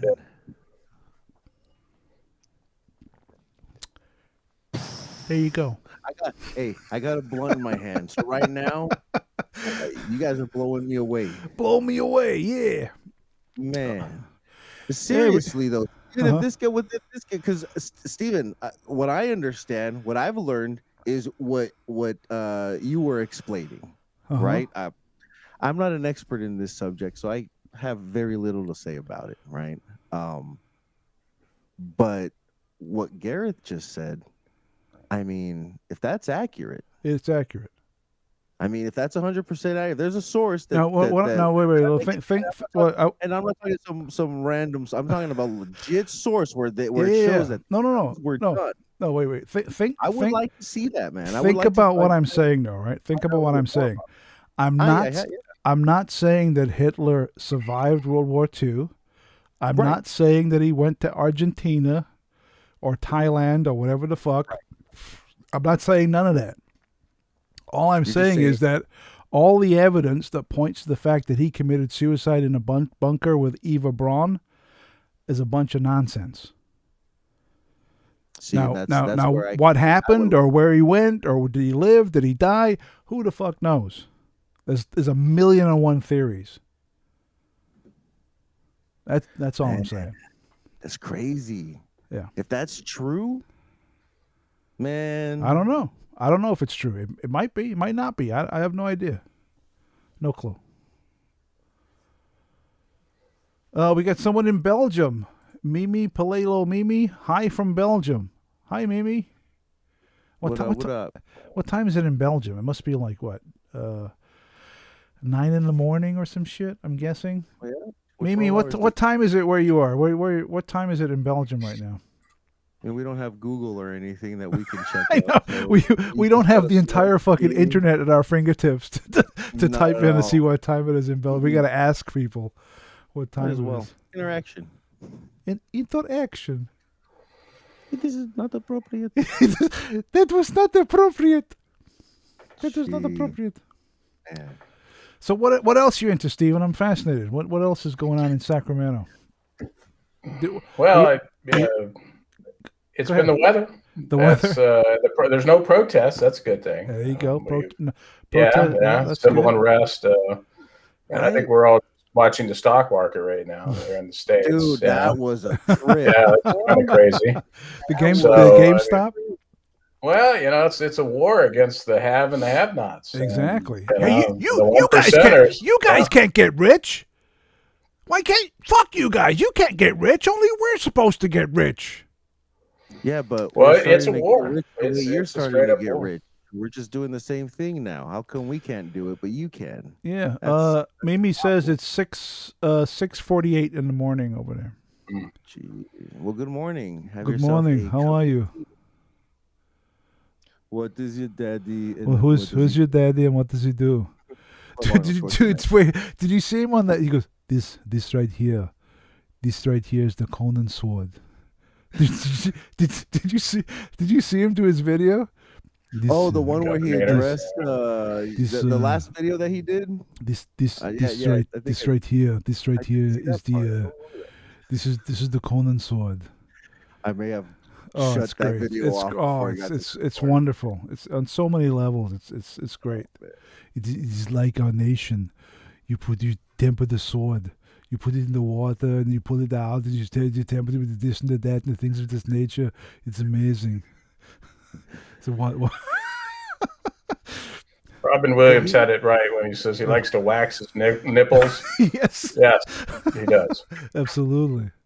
I'm a copy with you. Have you ever seen him? He's about 5'11", but in the movies he looks like he's 6'5". He does. Or He looks huge, but in real life he's. You know who else is like that?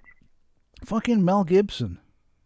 Yeah. Oh yeah. I met Mel Gibson once years ago in a restaurant. When I say I met him, I saw him for like fucking 10 seconds. He's tiny. He's fucking tiny, dude. He's just a little. I could totally kick his ass. He's just a little guy. Do you know what I mean? It's bizarre. And in the movie, I would answer so much. Mel Gibson. But isn't that straight? He's just some little dude. It's fucking bizarre. You see him in these movies where he's blowing shit up and running all over the fucking place, and he's just some little fucking guy. So, a true story. I do photojournalism on the side, but so the governor, Mr. Arnold, he was absolutely he was in the governor's office, which if you've ever been to the Capitol here in California, in Sacramento. California. Yeah, well, he used to play California Uber Alice. Of course, Jerry Brown preceded him right after that. But I don't know if any listeners know the link, but it's the funniest thing. He used to just blare that thing up and down the hallways. You could hear it in the governor's office in the hallway. And but then, of course, Brown took over right after that. So absolutely, I play the song every weekend. It's wonderful. Absolutely. That was amazing. crazy that he actually made it, to office. Oh, Arnie? Yeah. I seriously, when it happened, I remember where I was when it happened too. when he got right around elected? right around that time where I kind of where everything was happening. I went to a show at the Troubadour, and this was at the time that LP from Run the Jewels, if anybody knows who that is, he had his own label at the time. Def Jux, and I was at a show and he came on stage and he said, fuck California for having this guy in, having voted him in, and we won't come back here until he's out.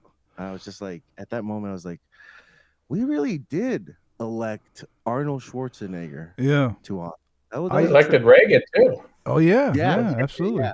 I remember when Arnold got elected, I remember a comedian saying, we've just elected Arnold Schwarzenegger as the governor of California, which really sucks because if he fucks it up, we can't go back through time and kill him.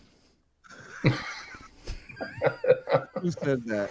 I forget who it was, but the whole Terminator thing. But that's a good one. That's a good one. That is a good one. With the absolutely. With the Disney that and the things of this nature. It's amazing. But this here, this is the Conan sword. Great stuff, dude. Fucking great. Amazing. Let's see what's going on in the chat room. Let's see. We got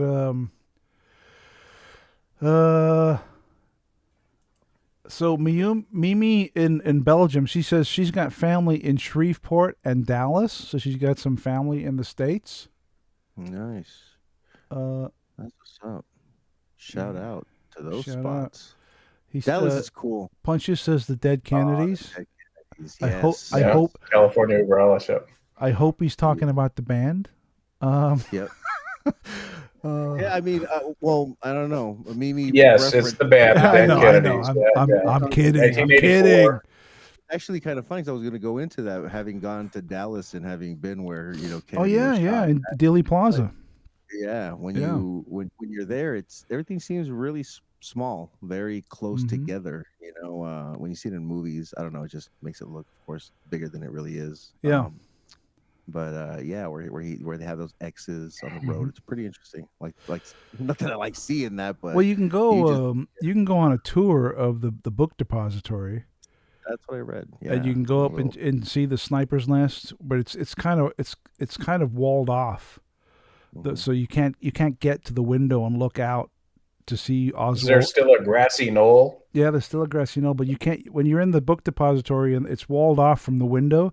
So you can't go to the point and look out from where Oswald was. And the main reason for that is because if you looked out the window, you'd be like, there's no fucking way.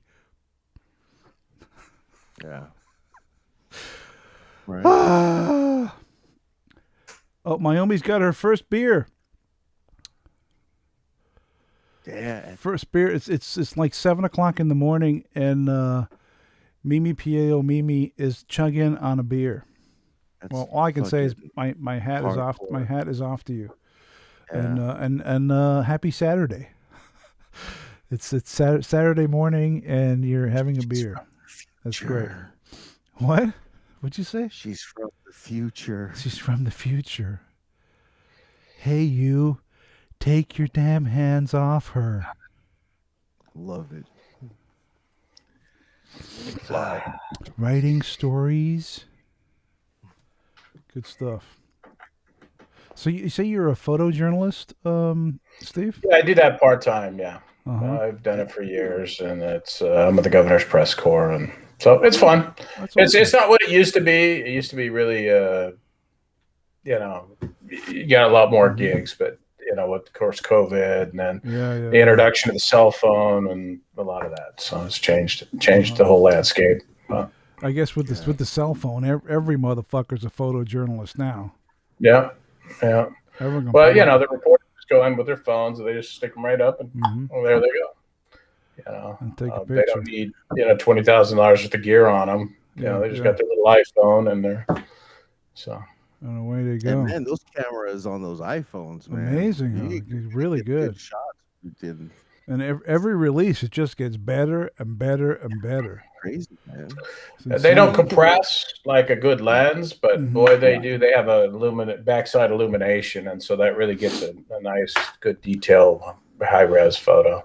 Well, there's not much underneath it, but nevertheless, the iPhone has destroyed the kind of pocket point and shoot camera. Remember there used to be a market for like the little point and shoots, little digital cameras, the little. But since the iPhone and cell phones, it's done. Nobody buy. Why would you buy one of those? It's pointless. I mean, not the point and shoots. Yeah. It's either professional gear. Exactly. It's either like a big SLR with a lens and shit, or it's your phone. There's no middle ground anymore.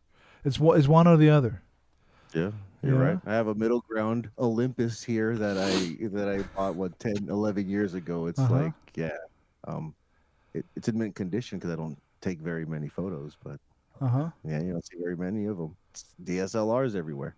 Yeah, absolutely. Or you're right. Yeah, for sure. So, Steven, are there any other streams that you watch for explorers and urbex and stuff?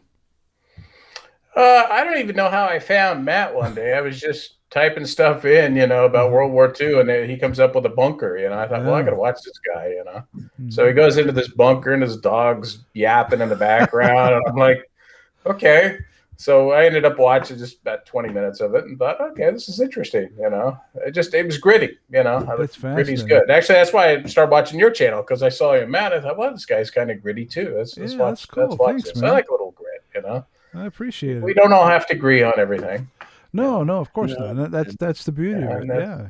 I mean, and I've said this many times on the channel. Is when you're presented with new information, you change your mind, right? And that shows that you're thinking. And I said the other day, like if you're 20 years old and you think this, and then suddenly you're 40 years old and you think the same thing, you're a fucking idiot. Yeah, if you haven't evolved, progressed, changed a little, done something better. Yeah. Agreed. Yeah. I mean, you have gotta to. keep moving. Your have to keep it- opinions on things, they have to evolve. They have to change. As you encounter new information and new thoughts and new angles, your thoughts on things have to change. If they don't, something is wrong. Might not being challenged. It's funny because my kids, they're teenagers and they think they know everything. So I tell them, I said, that just shows us, how much you got to learn, because you know everything. Yeah, Oscar Wilde had the greatest. What did he say? Say again, Percy. Steven, you got some of those too, huh? Yeah. I got 3 of them, and they're all teenagers. Oscar Wilde had the greatest quote. He said, "I'm not young enough to know everything." Mm-hmm. Well, you get older, you get stupid, right? So Yeah, I always tell them. right. I say, Well, we're just stupid when we get older. But do you remember when you were young and you would look at older people like, man, you guys don't have a fucking clue. Yeah, you don't get it. You don't get it. You guys are fucking imbeciles. You know nothing. And then when you get older, the reverse happens. You look at the young people and think, you guys are fucking retards. You don't know what the fuck is going on. You got answers. You don't even have the fucking questions. It's hilarious. So true. It flips. Well, it's crazy it watching flips. just even today's society. I keep watching. Well, today I was just glued to the TV watching this thing with the stock market. But a lot of social unrest happening. Oh, And yeah. of course, we first saw it on the streets, and now we're starting to see it in the stock market. Which I played the market here and there. I'm not a professional by any means, but I've never remember it ever becoming political, where people would actually play the market in a social or political way. But this is all new, and see where it all goes. But yeah, I think we're in the midst of a massive social and cultural upheaval. I don't think it'll fully come to fruition for another maybe 10 years, but we're on the path towards something. And I'll tell you what, I didn't expect the chat rooms would have evolved into this Discord and Reddit. What is that? Areas. I mean, isn't that nuts? when I was when it was AOL 1.0, I was just trying to Exactly. chick, and I was young, man. I'm like on the internet like a little kid, and I'm just like, yeah. It wasn't about that. It just has turned into this crazy vile place where just It is, man. all no holds barred, dude, is fucking out there. Everybody's is. out there. Well, growing up, you went from the dial-up to the push button on the phone. Yeah. Okay. And if you wanted technology 2.0, you got a longer cord. And that got you from your kitchen to your room. Right. Yeah, man. Remember back in the day when you dial into the That brings up a good movie, War Games, right? Oh, Classic. dude. War Games is fucking the shit. You know what? That is, even though that movie's like, 35 years old, but it's still great. I showed that movie to my kids when they were little, which, was like, 5-6 years ago, whatever. And they loved it.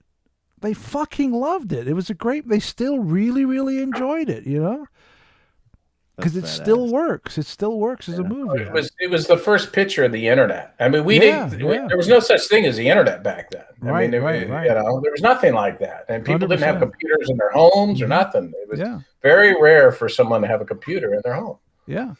So I always found it hilarious how movies portrayed the internet and hackers and just that whole culture, especially at that time. And always find that fascinating. You know the best one, for me the best movie to portray the internet and hackers, like in the most absurd, ridiculous way. Is Hackers. No. Are you ready for this? Yes. Superman 3 with Richard Pryor. Do you remember this? Richard Pryor was cast as a hacker. I remember the movie. Yeah, no, He was a hacker. And there's a scene where he's at the keyboard and he's like hacking into the computer, and he actually types into the computer, transfer all the funds to my bank account. He actually types those words in and then hits enter, and he's like, okay, it's fucking working. That's awesome. It's amazing. It's so great. You know, That's awesome. Superman 3. Fuck. Yeah, it was a different time. Very different time. Very different time. Guys, I'm gonna need to use the restroom and grab another beer. Can I leave you two chaps to chat away for a minute or two, and I'll be right back. No, I actually wanted to go ahead and also take a break. I've been needed to go. I'm sitting over here squirming for the last. Are you okay to hang for like a minute? I'll just sit here. Just a minute. Hey, if I'm not back, I'll just wait. It'll be like a minute. It won't be long. I'll be right back. All right.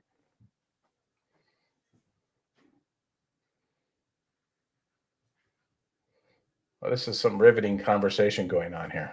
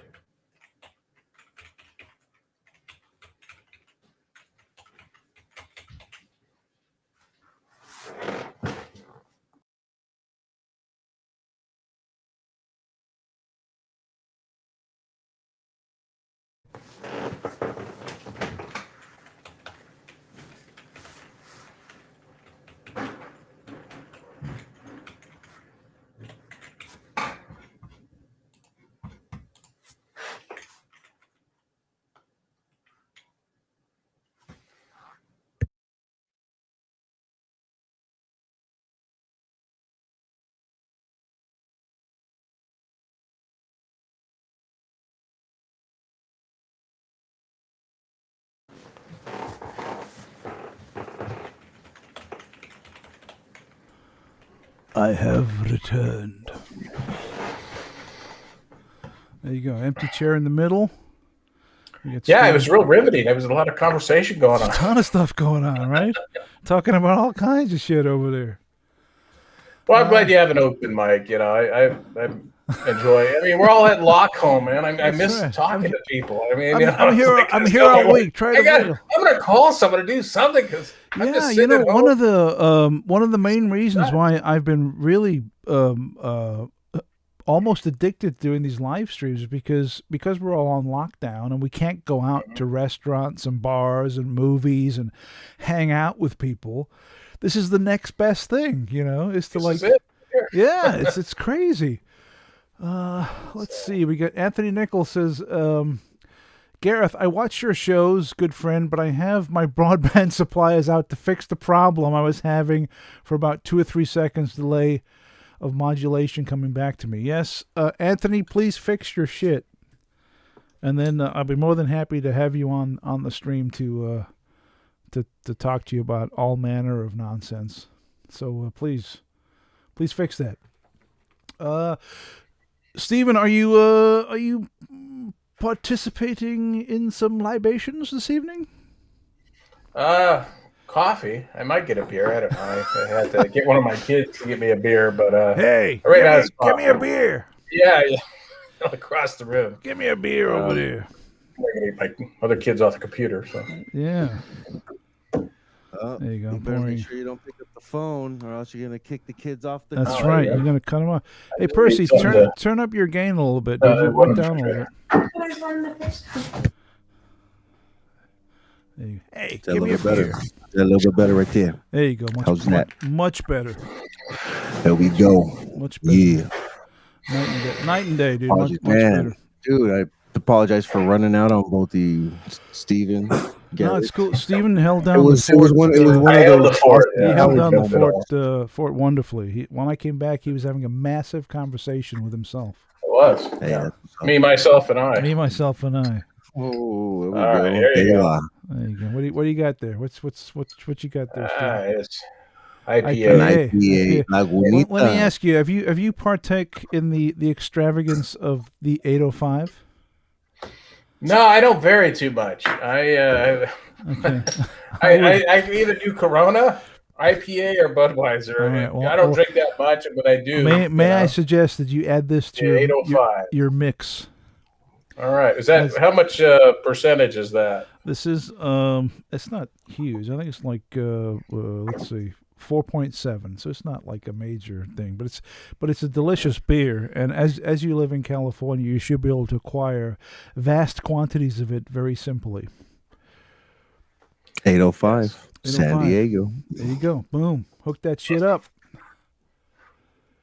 Let's see. Mimi says most YouTube channels double or triple their subscribers since March. I can see that. I spend a lot more time watching YouTube than I used to before Really? all the lockdown stuff. You know?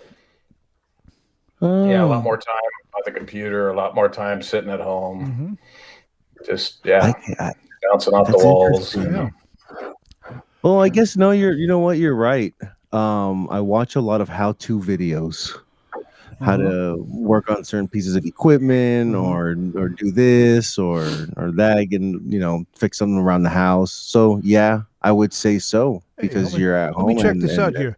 How to get makes my sense. wife to shut the fuck up. Let's see. Oh, here's a good video. Let me pull this up. They're all designed in a specific way, and that's why we love them. We love them. We love them. There's those old sayings like with women, you can't live with them, you can't live without them. Yeah. And then there was the comedians who would come out and say, women, you can't live with them, you can't live with them.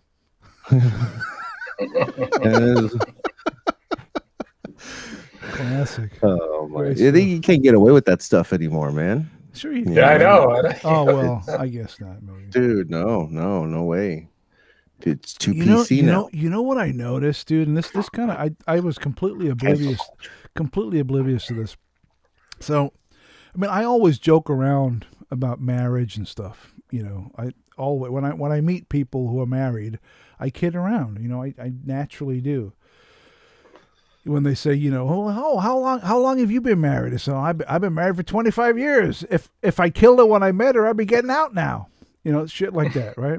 Yep. And some people laugh, and some people are like, oh, they give me the look, right? Do you know what I mean? And Did he just say that? yeah, did he just fucking say that? I was like, oh, how long you been married? So I've been married for 10 years. I'm like, oh, you're almost at parole. You get up for parole pretty soon. Shit like that, right? I joke around. Now when I joke around with married couples, it's a mixed bag. Some people laugh, and some people get like, whoa, hey, don't talk shit. Really? Yeah. But here's what I noticed, dude. I was this was pre-COVID. We went out with a gay couple, right? My wife and I, we went out with mutual friend, and they're married, gay couple. So we're hanging out, and I'm drinking, I'm drinking away.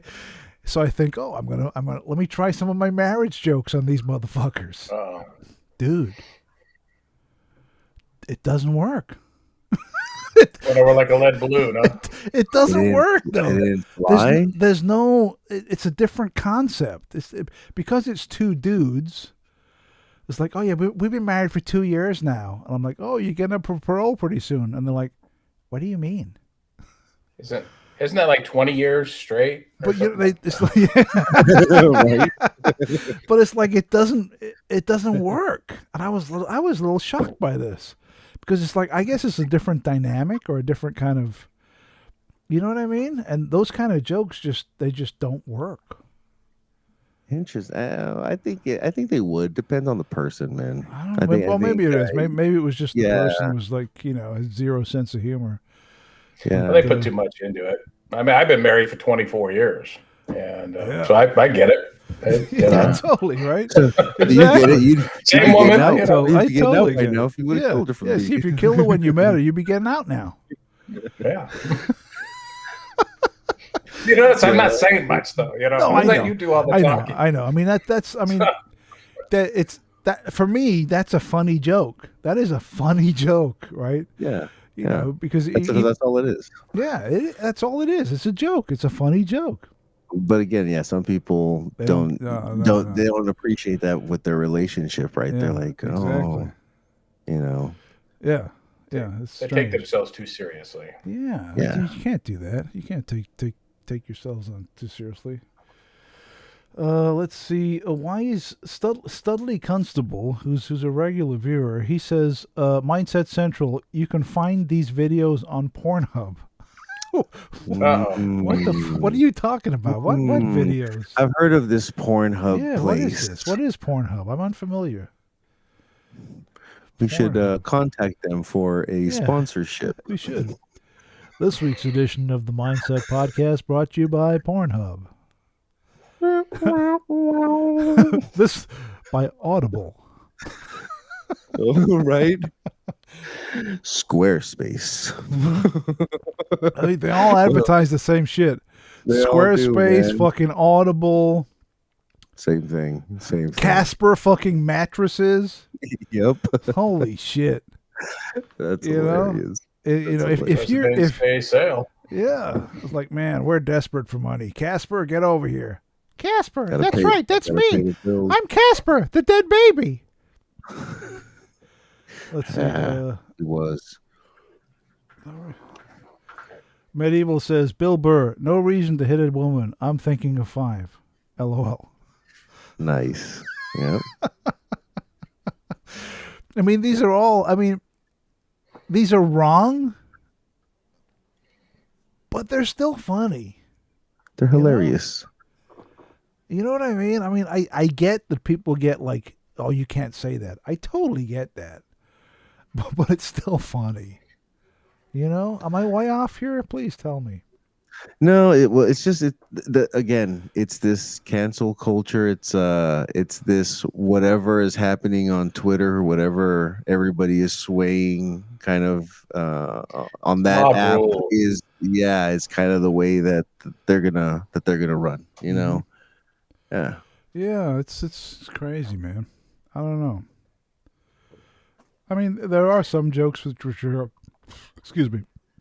which are legitimately offensive, like legitimately. But I think they're very few and far between. I think pretty much you can make fun of and laugh at, pretty much anything. I think so. Yeah. But unfortunately, you can't say, what's a politically incorrect term, retard. I can't call you a retard, even though you're actually retarded and you're my friend, and I'm referring to the fact that you're being goofy or saying something and and it's in a clownish fashion. I really can't call you that anymore, and well, is free speech dead? That's a question. Yeah, that's another really good point. Well, Stephen. what's been going on recently? It seems like it's trying to get to that point. Yeah. Because once you control speech, you control thought. Right? If you can control language, you control speech, and if you control speech, you control thought. And once you control thought, you can decide what reality is. And that's the danger of the path that we're on. Well, it's the rewriting of history, too. Mm-hmm. And that's the thing that I think is scary. Particularly my generation and older. We just grew up a little differently, and today's generation is they really want to rewrite history, for good, bad, and indifferent, but still rewriting history. Yeah. So there's some bad in history, and you really want to get rid of all that bad in history. That's how we learn not to repeat those things. That's kind of yeah. That's what I agree with. There's certain things that we can change certain things. We shouldn't get rid of anything. That's where we came from. That's how we can become a better society from learning from that. Not necessarily we learn from history, right? In life you learn from you in your life you learn more from your failures than your successes, right? You learn from history. You learn you look back and you think, oh, that was fucked up. Yeah. So you think, you know what? I'm not going to let that happen again. Yep. But if we erase that, how do we know? Right? Yeah. If we pretend it didn't exist, then that pretty much guarantees that in the next 100 years, that horrible thing that happened is going to be like, hey, remember me? I'm back. You know what I mean? You have to maintain these things so we're aware and we know. Yeah, for how bad it is and how horrible it is. Exactly. For that, we need to know how fucked up the past was, so we don't repeat it in the future. Yeah. Well, you're going to see the patterns of dictators or whatever else if you don't have anyone to go back to. If it's all been thrown into all these books have been thrown into the fire and said, well, we don't want that. Right. Censorship and all this fucking nonsense. To kind of lighten the mood, though, Punch's Couches just posted a great joke. I don't know if you saw this. He says, I bought some shoes from a drug dealer. I don't know what he laced them with, but I've been tripping all day. That's awesome. Go good with my sock collection. Leave that up there. Oh, no, send me that. Give me a screenshot of that. That's a great joke. That is a great joke. That's a great joke, man. Oh, man. Hold on. Are you going to take a screenshot? Boom. I already did. You got it. There you go. Appreciate you. Thank you, Punches. Punches Couches. Punches Couches. Punches Couches. That's a pretty cool fucking handle. That is a good handle. Punches Couches. That's actually a cool name for a dog. Punches Couches? What's the dog's name? Punches Couches. Punches Couches. Maybe the dog and the cat. Yeah, you get a dog punches and then couches. Yeah. I hope that's not their name. Punches Couches? Yeah, maybe that's their name and first and last. Saying it should be an animal's name. It's kind of rude. Dude, imagine if Punches Couches wasn't a handle, that was his actual name. That's what I'm saying. It's kind of rude of me. So I senior or junior? Yeah. The third or Esquire. Punches Couches Esquire at your service. Yeah. Punches and couches. That's right. Yeah. The name's Couches. Punches Couches. Yeah, he says to be fair, it's not my joke. Yeah, we figured that one, Punches, but still a great joke. Still a great joke for sure. Absolutely.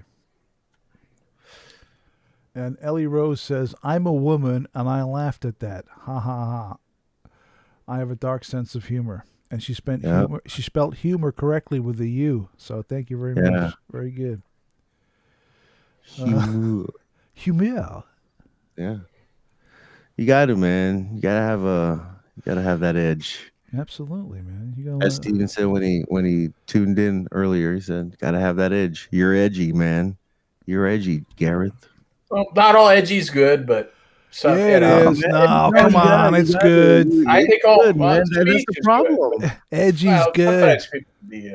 Just that's the problem. Is, no, you can't just be. I think that's done and over with. Just being an ass, just be an ass, But you can't take everything too seriously. Well, see, if you're an ass, then that's stupid.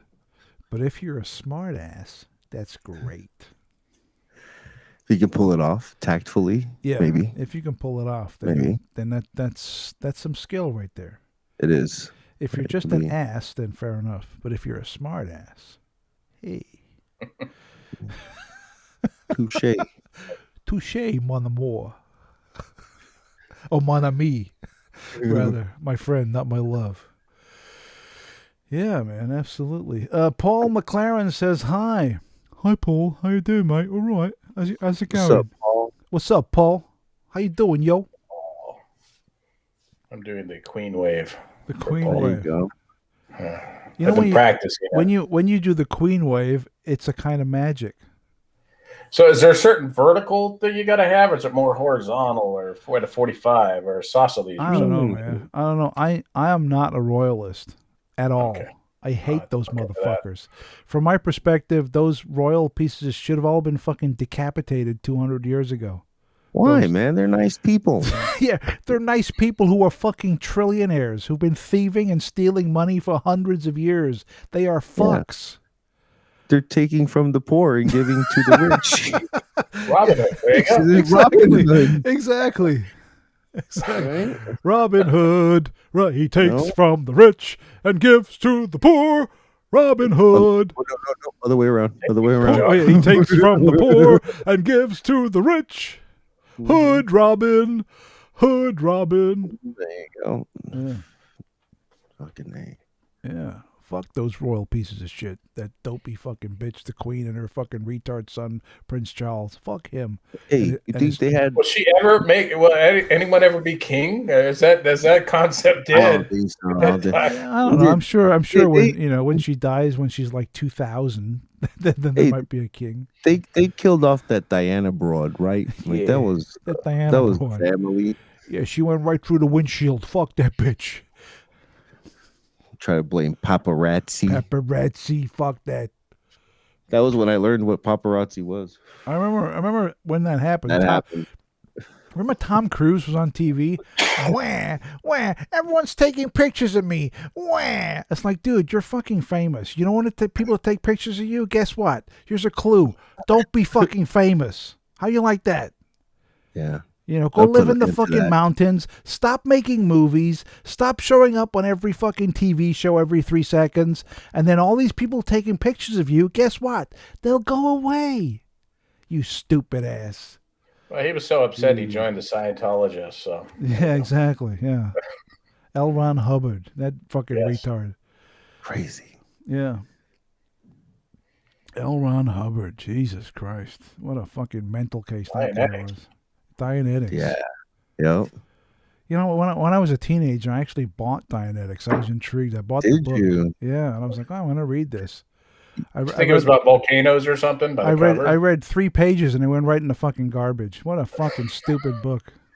You know what's funny is, I read Dianetics. I didn't lose a pound. I'd go hang out sometimes in the actual Scientology building. It's across the street from this temple, this Buddhist temple that I used to go to with my parents. My parents were always very open about different religions and learning different religions. So we did this Hindu temple actually, and it's right next to the Scientology building, and just wander off over there and walk around, and very creepy, eerie feeling. It is. Of course, it's a trippy vibe, huh? It really is. 7 o'clock at night, 8 o'clock at night for a kid that's 12 years old, 11, 12 years old. It's like, kind of a trip, but didn't really know what it was at that time. And yeah, man, come to find out, fucking bunch of goddamn wackadoos. Yeah, I mean, they believe in a bunch of crazy shit. We got another great joke in the chat room. I have to put it up there. Put it up. Bring it. Youth Morning says, here's one. My grandfather says I'm too reliant on technology. I called him a hypocrite and unplugged his life support. That's a good one. That's a fucking, hold on. Leave that one there. Oh, that's a good screenshot. one. Ka-cheek! Screenshot. That wouldn't be a Luddite. That'd be something else. That's great, man. Deadite? That's a good one. That's a good one. Hilarious. Studley Constable says, aren't Scientologists cannibals? He's playing reference to the video I made when I went to the Scientology Center. So I made a video where I went to the Scientology Center in LA, and I'm in the street, and this homeless guy comes by, and I'm there with my camera filming, This homeless guy is pushing this cart full of all this fucking shit. You know, all his I guess his life is in his cart. And he's like, they're cannibals. They eat human flesh. They're fucking cannibals. See? You see? know? He knows. Yeah. Soylent Green is people. Yeah. So that was that. Good stuff. Weirdo. Paul McLaren says, weirdos, them Scientology dudes. Yup. Yeah. Word is bond. That's it. There you go. Scientology. Word is bond like Donkey Kong. Or Kong versus Godzilla. What do you see that? Dude, the Kong versus Godzilla or Godzilla versus Kong. Yep. So when I heard about this, I thought the concept and the idea of this movie sounds ridiculous. It sounds so fucking stupid that I'm not even going to waste my time and watch this nonsense. Then I watched the trailer, and it looks fucking amazing. Right? It looks incredible. Doesn't it? I thought so. The trailer, I was like, holy shit, I got to watch this. But before I saw the trailer, I was like, this is a bunch of bullshit. Fucking King Kong fighting. This is a bunch of nonsense. Yeah. You know, and then the trailer, and you're like, oh, this is amazing. My God. Yeah, it looks crazy. Looks wild. It does. It looks really good. And it's going on HBO Max, right? Is it going straight on HBO Max? Yeah, man. That movie that just released on there as well, that The Little Things with Rami Malek and Denzel Washington and also Jared Leto. No, I'm not familiar with this one. I haven't seen it.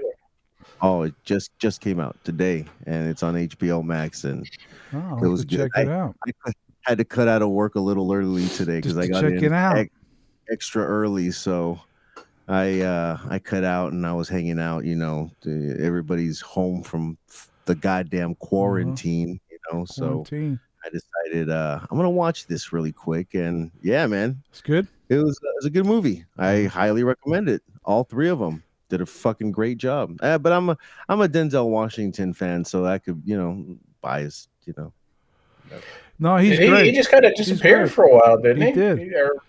Well, yeah. His kid is in Tenet. Have you seen Tenet? No, I haven't seen that yet. I really enjoyed it. Yeah, I really got that. I should watch it. I gotta watch that. I really enjoyed it, and his son did a great job. He was great. Is it really long?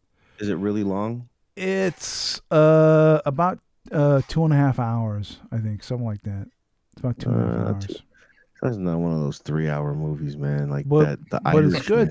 They go 3.5 hours. I haven't seen The Irishman yet.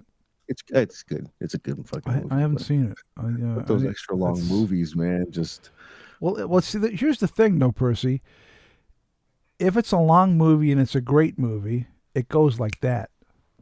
That's true. If it's a long movie and it's a shit movie, it feels like fucking 3 hours. You know, but if it's good, the time just flies by. You don't even notice. It's just really, I don't know, man. I feel like after 2 hours, for me personally speaking, I'm kind of like, all right, I'm done. Let's wrap this mallet up. You know, when you have those movies where it looks like it feels like it's gonna end, and then you're like, you're 2 hours in. You're like, okay, where's that remote? Where's the remote? I'm done. Did you guys ever see the movie Mystery Men? With Ben Stiller and Jeffrey Rush. Paul Rubin. That's an old movie, man. Yeah, it's an old one. I was just thinking about that the other day. I was thinking, man, I haven't seen that one in a long time. That was like a superhero movie from the early 90s. Yeah. All these weird superheroes that were defunct, you know? Yeah, Mystery Man. I remember that movie. That's hilarious, dude. Yeah. Blank. It's got a lot of big actors in it, you know? Blank Man. Remember Blank Man? Fuck. Yeah. Blank Man. Meteor Man. What was the name of that? Yeah, Meteor Man. Yeah, Robert Townsend. And there was Waffle Man, remember? Yeah. Waffle Man. What a fucking B-rated fucking superhero movie. Orgasmo. That was another fucking random ass. Fuck. Jeez. So many. You know what I like when some kind of play off of that kind of. It's a little different, but that's a whole superhero thing, like that Kick-Ass. Both of those Kick-Ass. Kick-Ass was great. Yeah, I thought they did a really good especially job. the first one. The first one was really good, really good. And Nicolas Cage is Big Daddy. Yeah, he was great. Dude. Killed it. I like him in that fucking Croods movie. That's another great Nicolas Cage movie. The Croods. The Croods. The Croods. Fucking movie. Fucking Croods. You're out of your mind. The fucking Croods. Well, name another fucking Nicolas Cage movie that's good. Raising Arizona. Raising Arizona? That was one of the first movie or something like that. Yeah, that's probably the only one. I think it was one of his first. Face Off? Forgot he was in that. I forgot he was in that. That's right. That is a good movie. I stand corrected. What else was he? Valley Girl? I said good. Yeah, I know. I don't know, man. He's a great. Well, he was so in debt that he would literally make any script that came in. He would be like, "I'll do it." Yeah, he had to pay off the IRS. He would make any fucking movie, anything, any script that came across his desk, whether it was a masterpiece or a piece of shit, he would fucking do it because he was that much in debt. Oh, here we go. They're saying in the chat room here, Studley comes with The Rock. The Rock was a good movie. Oh yeah, with Sean Connery, right. Sean Connery and Nicolas Cage. That was he was in movie. That. Yeah. What was the one with the Wicker Man or something? Oh, stop! Please hit the brakes there, Steven. Fuck. Well, not to say I liked it. Holy shit! That's what I'm saying. It's gotta be good. It's gotta be good. Fuck the Wicker. Oh my god! Because he has a very large catalog. Like his fucking catalog is he has a lot. What was the one when he was on the plane? When he breaks away. What the fuck is I'm praying for? Con Air. That was a good one. Oh, that's right. That's right. Con Air was a good movie. I enjoyed that movie. Wow. That's right. John Malkovich is in that. Yeah, John Malkovich. The little Puerto Rican broad who's a dude in Hackers. That one.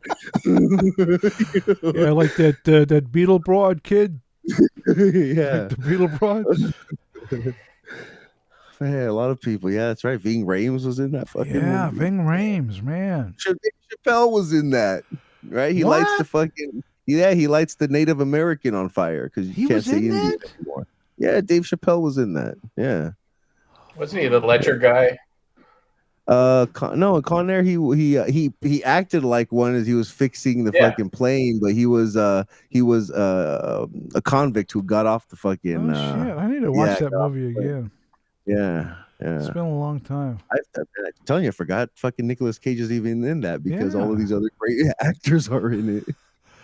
Yeah, I think Nicolas Cage is like underrated though, because he's made so many shit movies. You think, oh, this guy's fucking useless. He doesn't know what he's doing. But I think if you gave him the right script with the right director, he'd knock it out of the park. Yeah. I mean, check The Rock. That was a good movie. That I had. Well, Sean Connery. Sean Connery's in it, dude. Everything he touches is fucking gold. Yeah, you're playing opposite Sean Connery. Yeah, you can't. It's hard. It's hard to fuck that up if you're working with Sean Connery. Yeah, like they're not gonna keep you.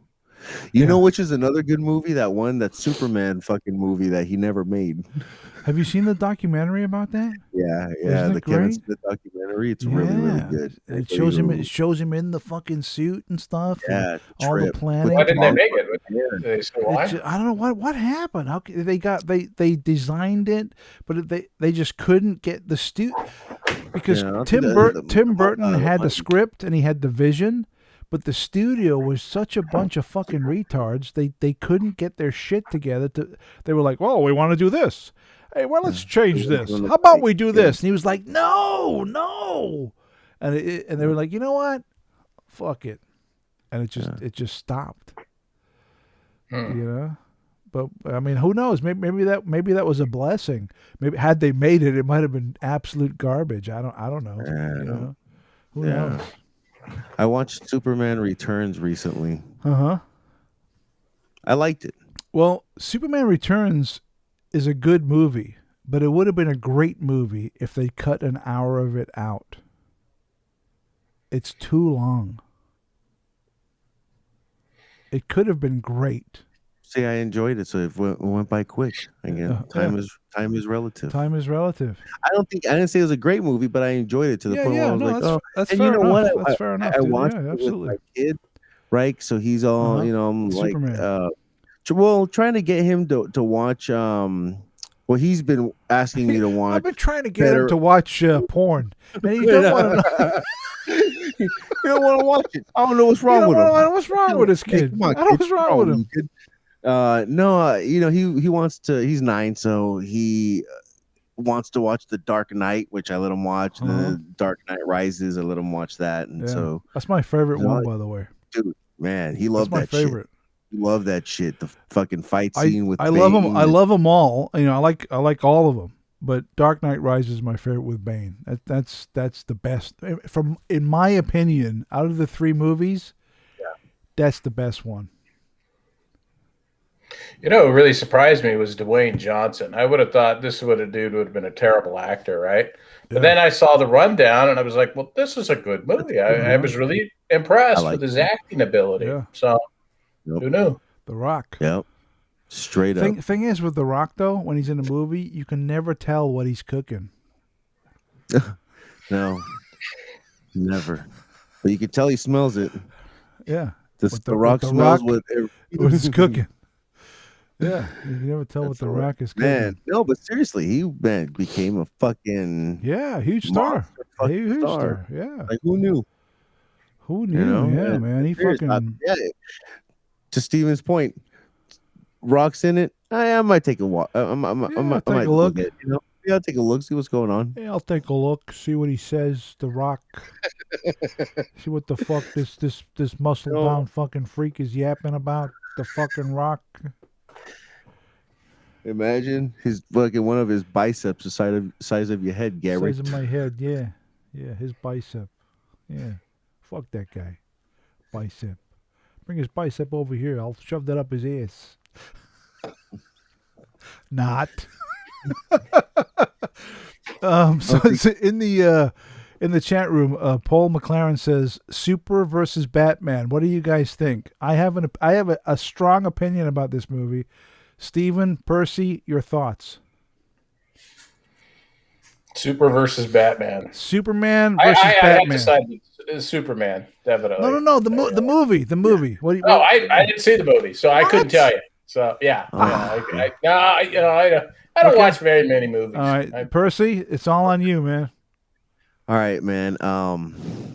So maybe I hyped it up in my head to be something that was gonna be like very, very great because I like, being a big fan of both of those superheroes. One, Superman, because my pops, that's who he was into. And then when I, started really liking superheroes, it was Batman, right? That's 1985, 86, right before fucking. We gotta get you back to 1985. And that was fucking. I love that shit. Yeah. So there's, there's always that, but you didn't like it. Be honest. No, not that I didn't like it. I don't know why it took me 2 to 3 watches to be like, okay, I enjoyed it a little bit more. Like that shouldn't have happened. So I built it up in my head too much. Batman vs Superman for me is a journey. I saw it. I saw it in the movies when it came out. I saw it in the theater, and I didn't like it. I was very disappointed. And then about a year later, I was flipping through the channels on cable, and it came on. And I thought, I'll watch it. And I was like, oh, this is actually pretty good. And then it came on again, and it's one of those movies that the more you see it, the better it gets.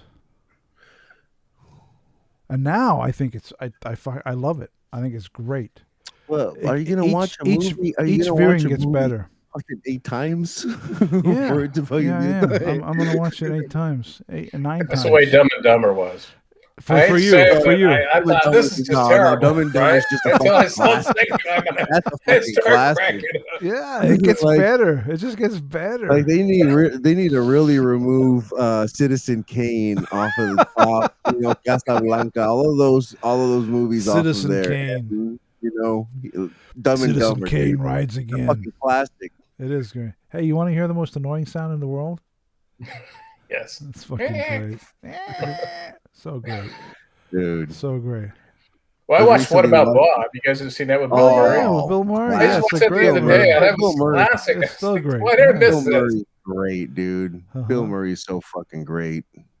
Anything that guy does, you What gotta watch. there's in that era. There's What About Bob and Groundhog Mhm. Day. They're in Yeah. they're in that kind of Yeah. of section of time, Mhm. and they're both great. They're both great, but they're Yeah. very very 90s movies. Oh yeah, dude. Have you noticed now that there's a visual style for 90s movies? Have you noticed that now? It's like Mhm. when you're in the 90s watching them, you don't notice.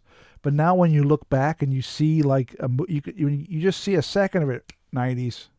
Yep. There's It's the hairstyle, there's a especially on the visual women. style, but it's not. yeah. But it's not just the look of the. No, it's the the way technology that it was it's the way recorded the on. movie is edited, the way it's put together. It's a very you can tell a 90s movie, just like you can tell like a 60s movie or a 70s movie.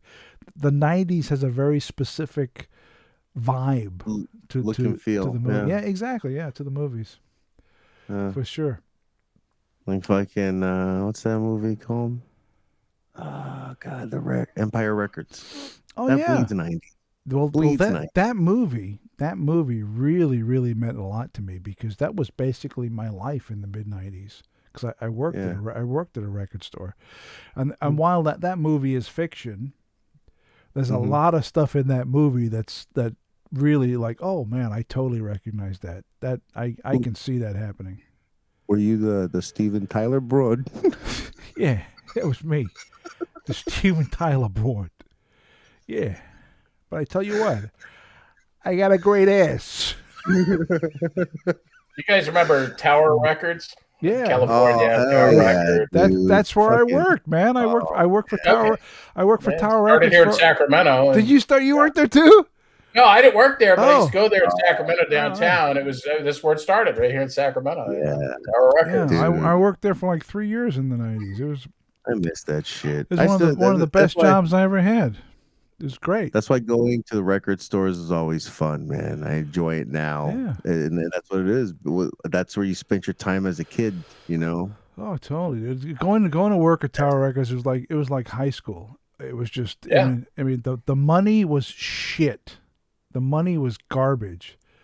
Well, you'd spend hours in there digging through records. But the amount of fun that I had working there was off the fucking charts. It was a pleasure to go to work because it was so much fun.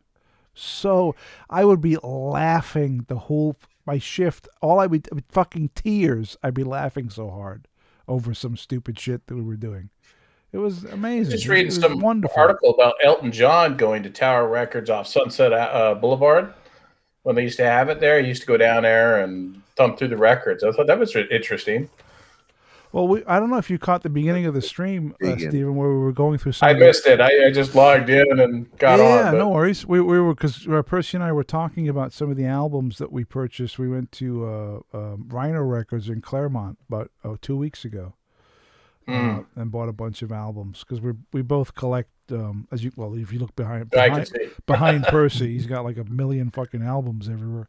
I wish it was a million. You know, and we collect records and stuff, and we were talking about some of the albums that we purchased. Are you a music guy, Stephen? What's your deal? What's your musical tastes? Well, I like Green Day, Okay. but I like the 80s stuff. I grew up, I was in high school in the 80s, late 80s. And so, yeah, of course I like the 80s, Yeah. All right. Nice. I liked rock. I liked it all, Okay. Everything was defined by music back then. People, Sure. they have a genre today. But if you were a skater and you were listening to heavy metal, boy, that was it was like capital crime or something like that. Yeah, yeah. It was all segmented. You couldn't and you couldn't listen to rap and be a and be a guy who loved heavy metal. You know, it was just kind of weird. Of course, rap had just been introduced. You know, but yeah, it's you know. Yeah, definitely introduced to that whole rap rock culture, right? Where it started kind of becoming more mainstream. But yeah, I mean, it was you had hip hop, that it was like breakdancing. Yeah, In fact, I breakdancing, used to have a poster in my room with this breakdancing thing. It was like that was the thing, right? Yeah, dude. Yeah, that shit is it's so awesome. Man. It's a culture. Breakdance 2, the Electric Boogaloo. Yeah, there you go. Man. Yes. Yeah. I could never do that. Yeah. I could never do that. That was the one thing where I was always watching from. Well, my thing was they put down the linoleum on the fucking concrete. Yeah. And be spinning and doing all kinds of shit. What they could do with their bodies. How do you do that? And it's amazing. Fucking intense. Yeah. And everybody's dancing now. That's like that came back. All these kids, if right before the pandemic happened, you would go anywhere and these kids just break out dancing and shit. You're like, what the fuck? Like, and all of a sudden you're waiting in line. And you got 12 little fucking kids over here. With, do you remember in those movies there'd be like two gangs ready to fuck each other up and they were like, and then they do a dance off. Oh yeah. And then Colors came out and all that. Remember they were like fucking ready. I'm gonna fuck you up, and then they start dancing. Yeah. Oh, it's great. Were you guys in Los Angeles when Colors came out? The movie Colors. I was not. I was not in LA. Yeah, it was crazy back then, man. And the whole city was divided. Yeah. Yep. 18th and Hoover. And that shit was fucking wild. Right there. Right in the blue neighborhood. We're in the blue neighborhood. Yeah. Serious, dude. Yeah. I was still in the UK when that came out. You was a little bit tight, yeah, I was like, what they on about with these colours? They left the U out. They spelt it wrong. What's wrong with these fucking blokes? They don't know what they're talking about. And then you come out here and it's like, right. Yeah. Man, it was crazy, man. Crazy times. Crazy times. It's true. Well, the funny thing is you remember the guy who sung the song Ice-T, right? So he hated cops, and the whole album at that time was all about cops, right? And then you had this kind of war between the East Coast and the West Coast or some weird thing with, I'm trying to think of the guy from the East Coast, LL Cool J. Remember? I don't know if I'm thinking myself here, but these guys used to, rap against each other or something, right? And so, make a long story short, of course, Ice-T goes to work for the NYPD, for what was the television show? I'm trying to think of that cop show. It's a cop show here in the United States. Which NYPD. It's the NYPD Blue. I think that's it. Yeah. Is that it? NYPD Blue. Oh no! Wait, he did. Yeah, he played a cop. Yes, he played a cop. He played a cop in the show. What? Yes. What the fuck was it called? I know I can't think of the name of it, but I know what you're talking about. I can't either. Maybe. Yeah. Yeah. So anyway, and so there was this East Coast West Coast thing. Anyway. Yeah. Go figure.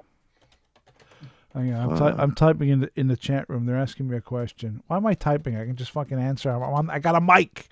Paul McLaren says, I'm sure you said you were born in the UK, Mindset Central, and you live in the USA. Am I right?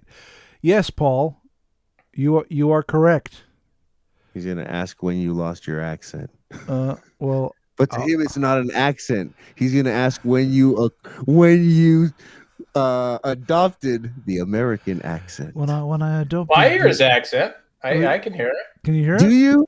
Yeah, I can hear it. Yeah, it's there. Oh, really? I always hear when I first met him. I thought he was from the East Coast. I'm like, yeah, I would get that a lot. In the 90s, a lot of people would say, "Hey, where you from in the East Coast?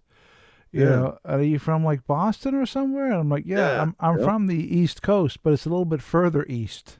It's on east. Yes, a little bit further east. But yeah, no, I used to get that a lot. But yeah, I was born in the UK. I lived in the UK till I was 22 years old. And then I moved to the United States, and I've been here ever since. Yep. I fucking love it. It's Yeah. brilliant. It's fucking brilliant over here. Yeah, man. But that, you know what? Like, the country is also really cool. I got to go to some pretty cool places. Well, I really enjoyed Western Supermare. Yeah, Western because you went to Dismal Land.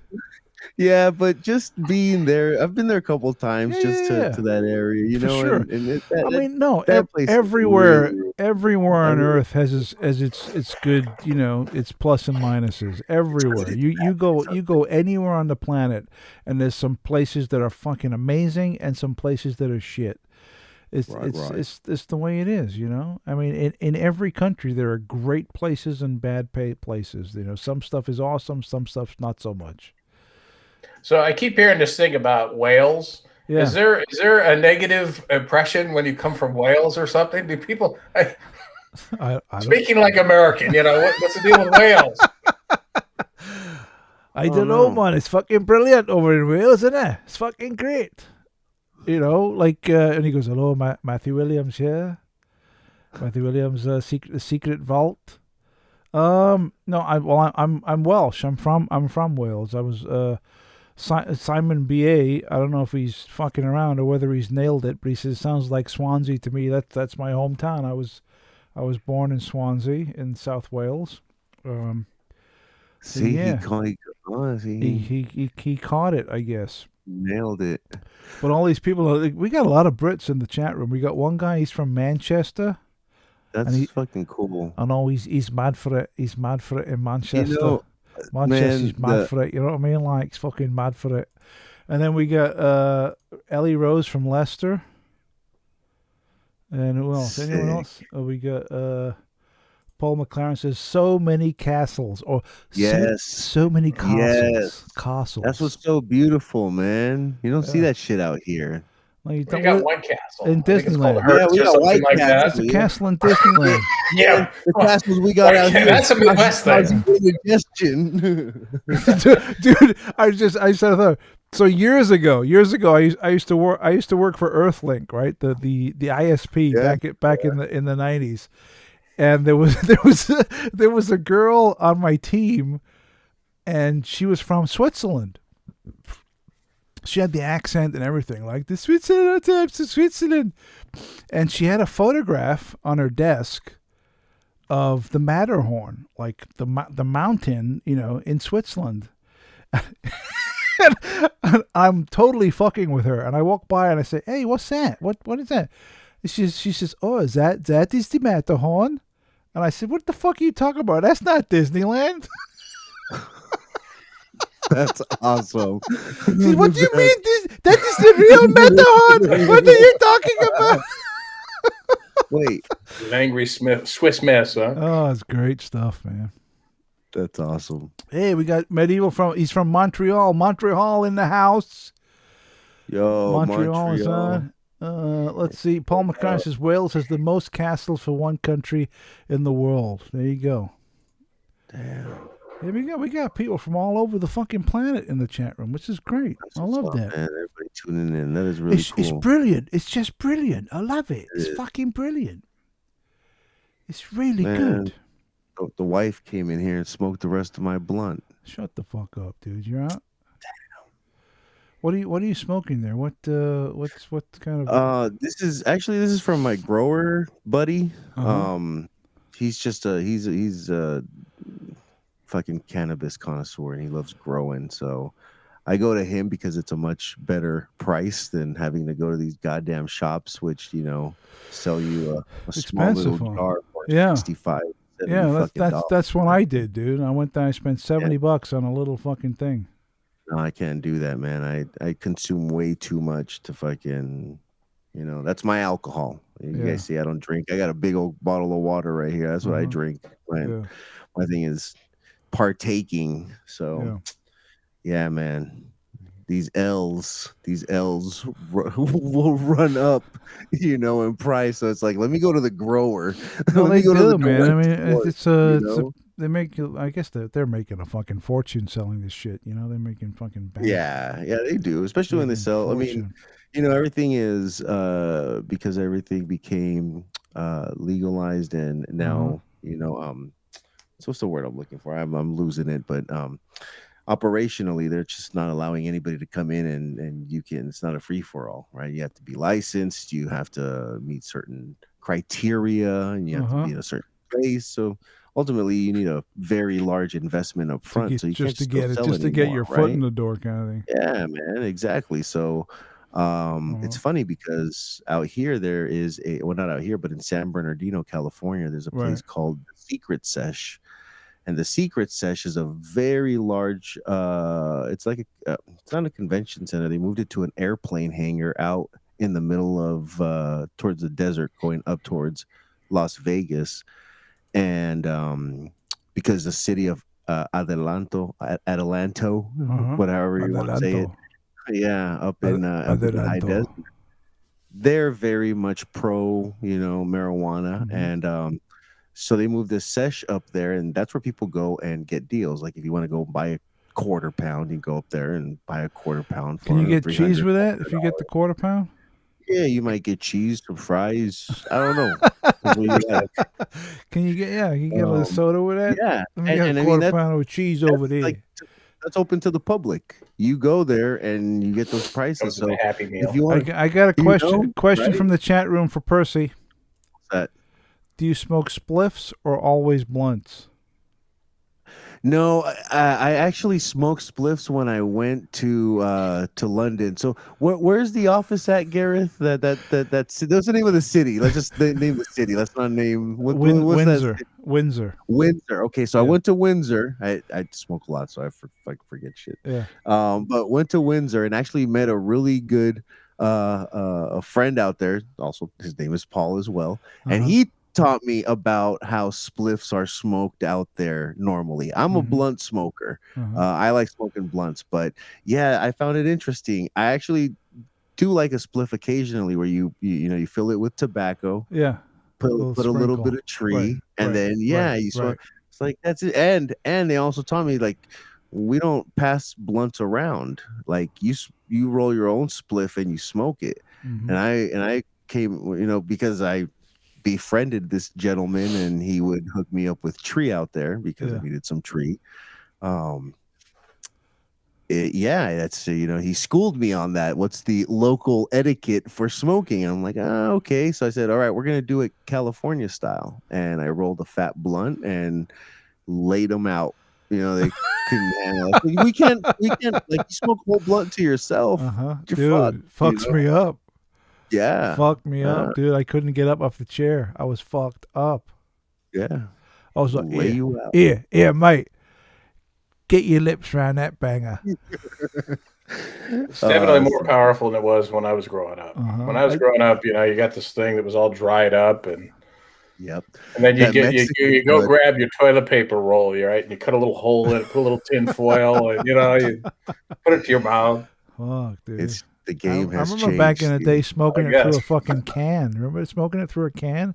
You poke all the holes in the top of the can back in the day. The apple, trip. Yeah, man, crazy times. Times have certainly changed. I didn't think that it would have turned into what it is. And I mean, if you got in at the ground floor, you could make some money right now. Oh yeah, dude, big time. What's crazy is that these session places, or what's starting to gain traction, are mushrooms, right? Hallucinogenics. Well, and was it in Colorado? Didn't they just legalize mushrooms? Yeah, like that's wild. That's wild, but I guess it helps with PTSD, or I don't know. I haven't researched it enough. Yeah. I guess in microdoses or something. But this is all news that they're putting out there. So shrooms. Who knows? Fake media. I don't know. I'm not doing my research on that. I don't know, do I? I don't fucking know. Right. The way I say Crazy John says he smoked crack on a can. Interesting. There you go. How was that experience? I don't know. Probably fucking crazy. I saw a guy smoking crack on the fucking 10 freeway. I was driving to Santa Monica, and I looked over, and there was a guy in the car next to me fucking smoking crack while he was driving. All dressed up for work and everything? All dressed up for work, ready to go. Fucking, Wasn't there a person on the freeway eating someone else doing bath salts recently, about Oh, 2-3 yeah, years that ago? that's Yeah, right. That it's was some huge for bizarre a while. thing. yeah. That's right. Bath salts. I saw a guy playing the acoustic guitar on the freeway. Fucking rocking out, playing the guitar as he's flying down the Yeah. fucking freeway. It's unbelievable. Really flying down the freeway in Southern California? Yeah. I don't buy Flying that down the shit. freeway. I don't buy Yeah, that he's shit. flying. Nobody flies down Yeah. any fucking They freeway were down like, here. he was flying. We're in the middle of a He was, pandemic and he nobody's was, still flying down that yeah. goddamn freeway. He was flying down the freeway there. Oh man. Yeah, I'm Norm Macdonald. He's a very underrated comedian. Yeah. My favorite joke of his was, you ever wonder if when two gay guys are having sex, one of them's getting gypped?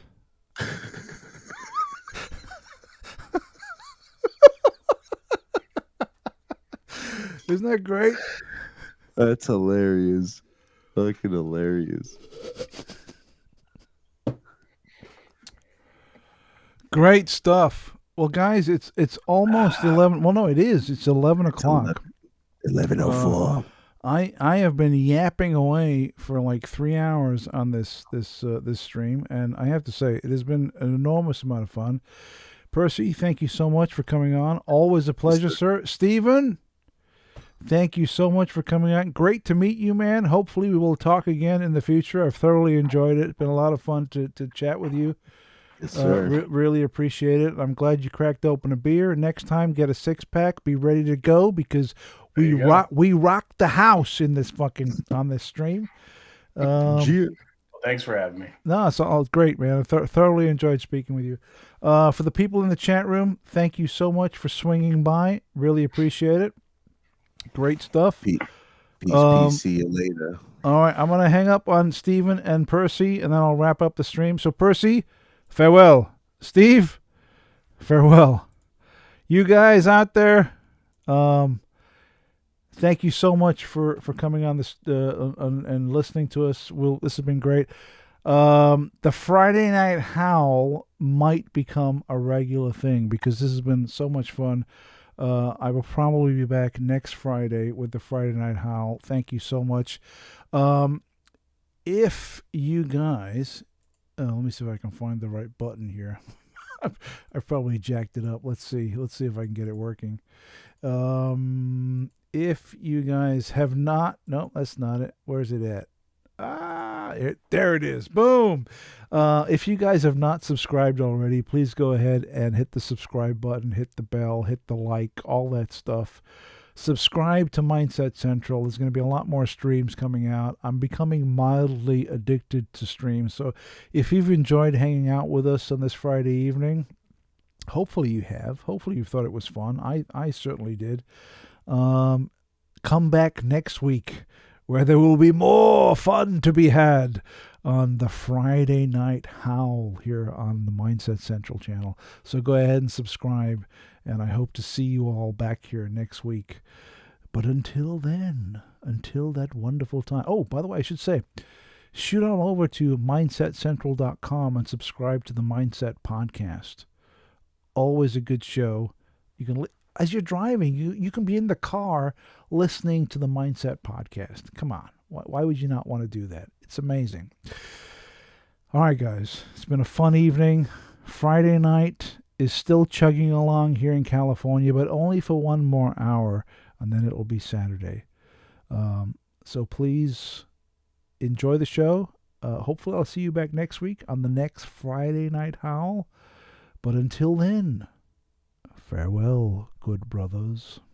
Good night, all.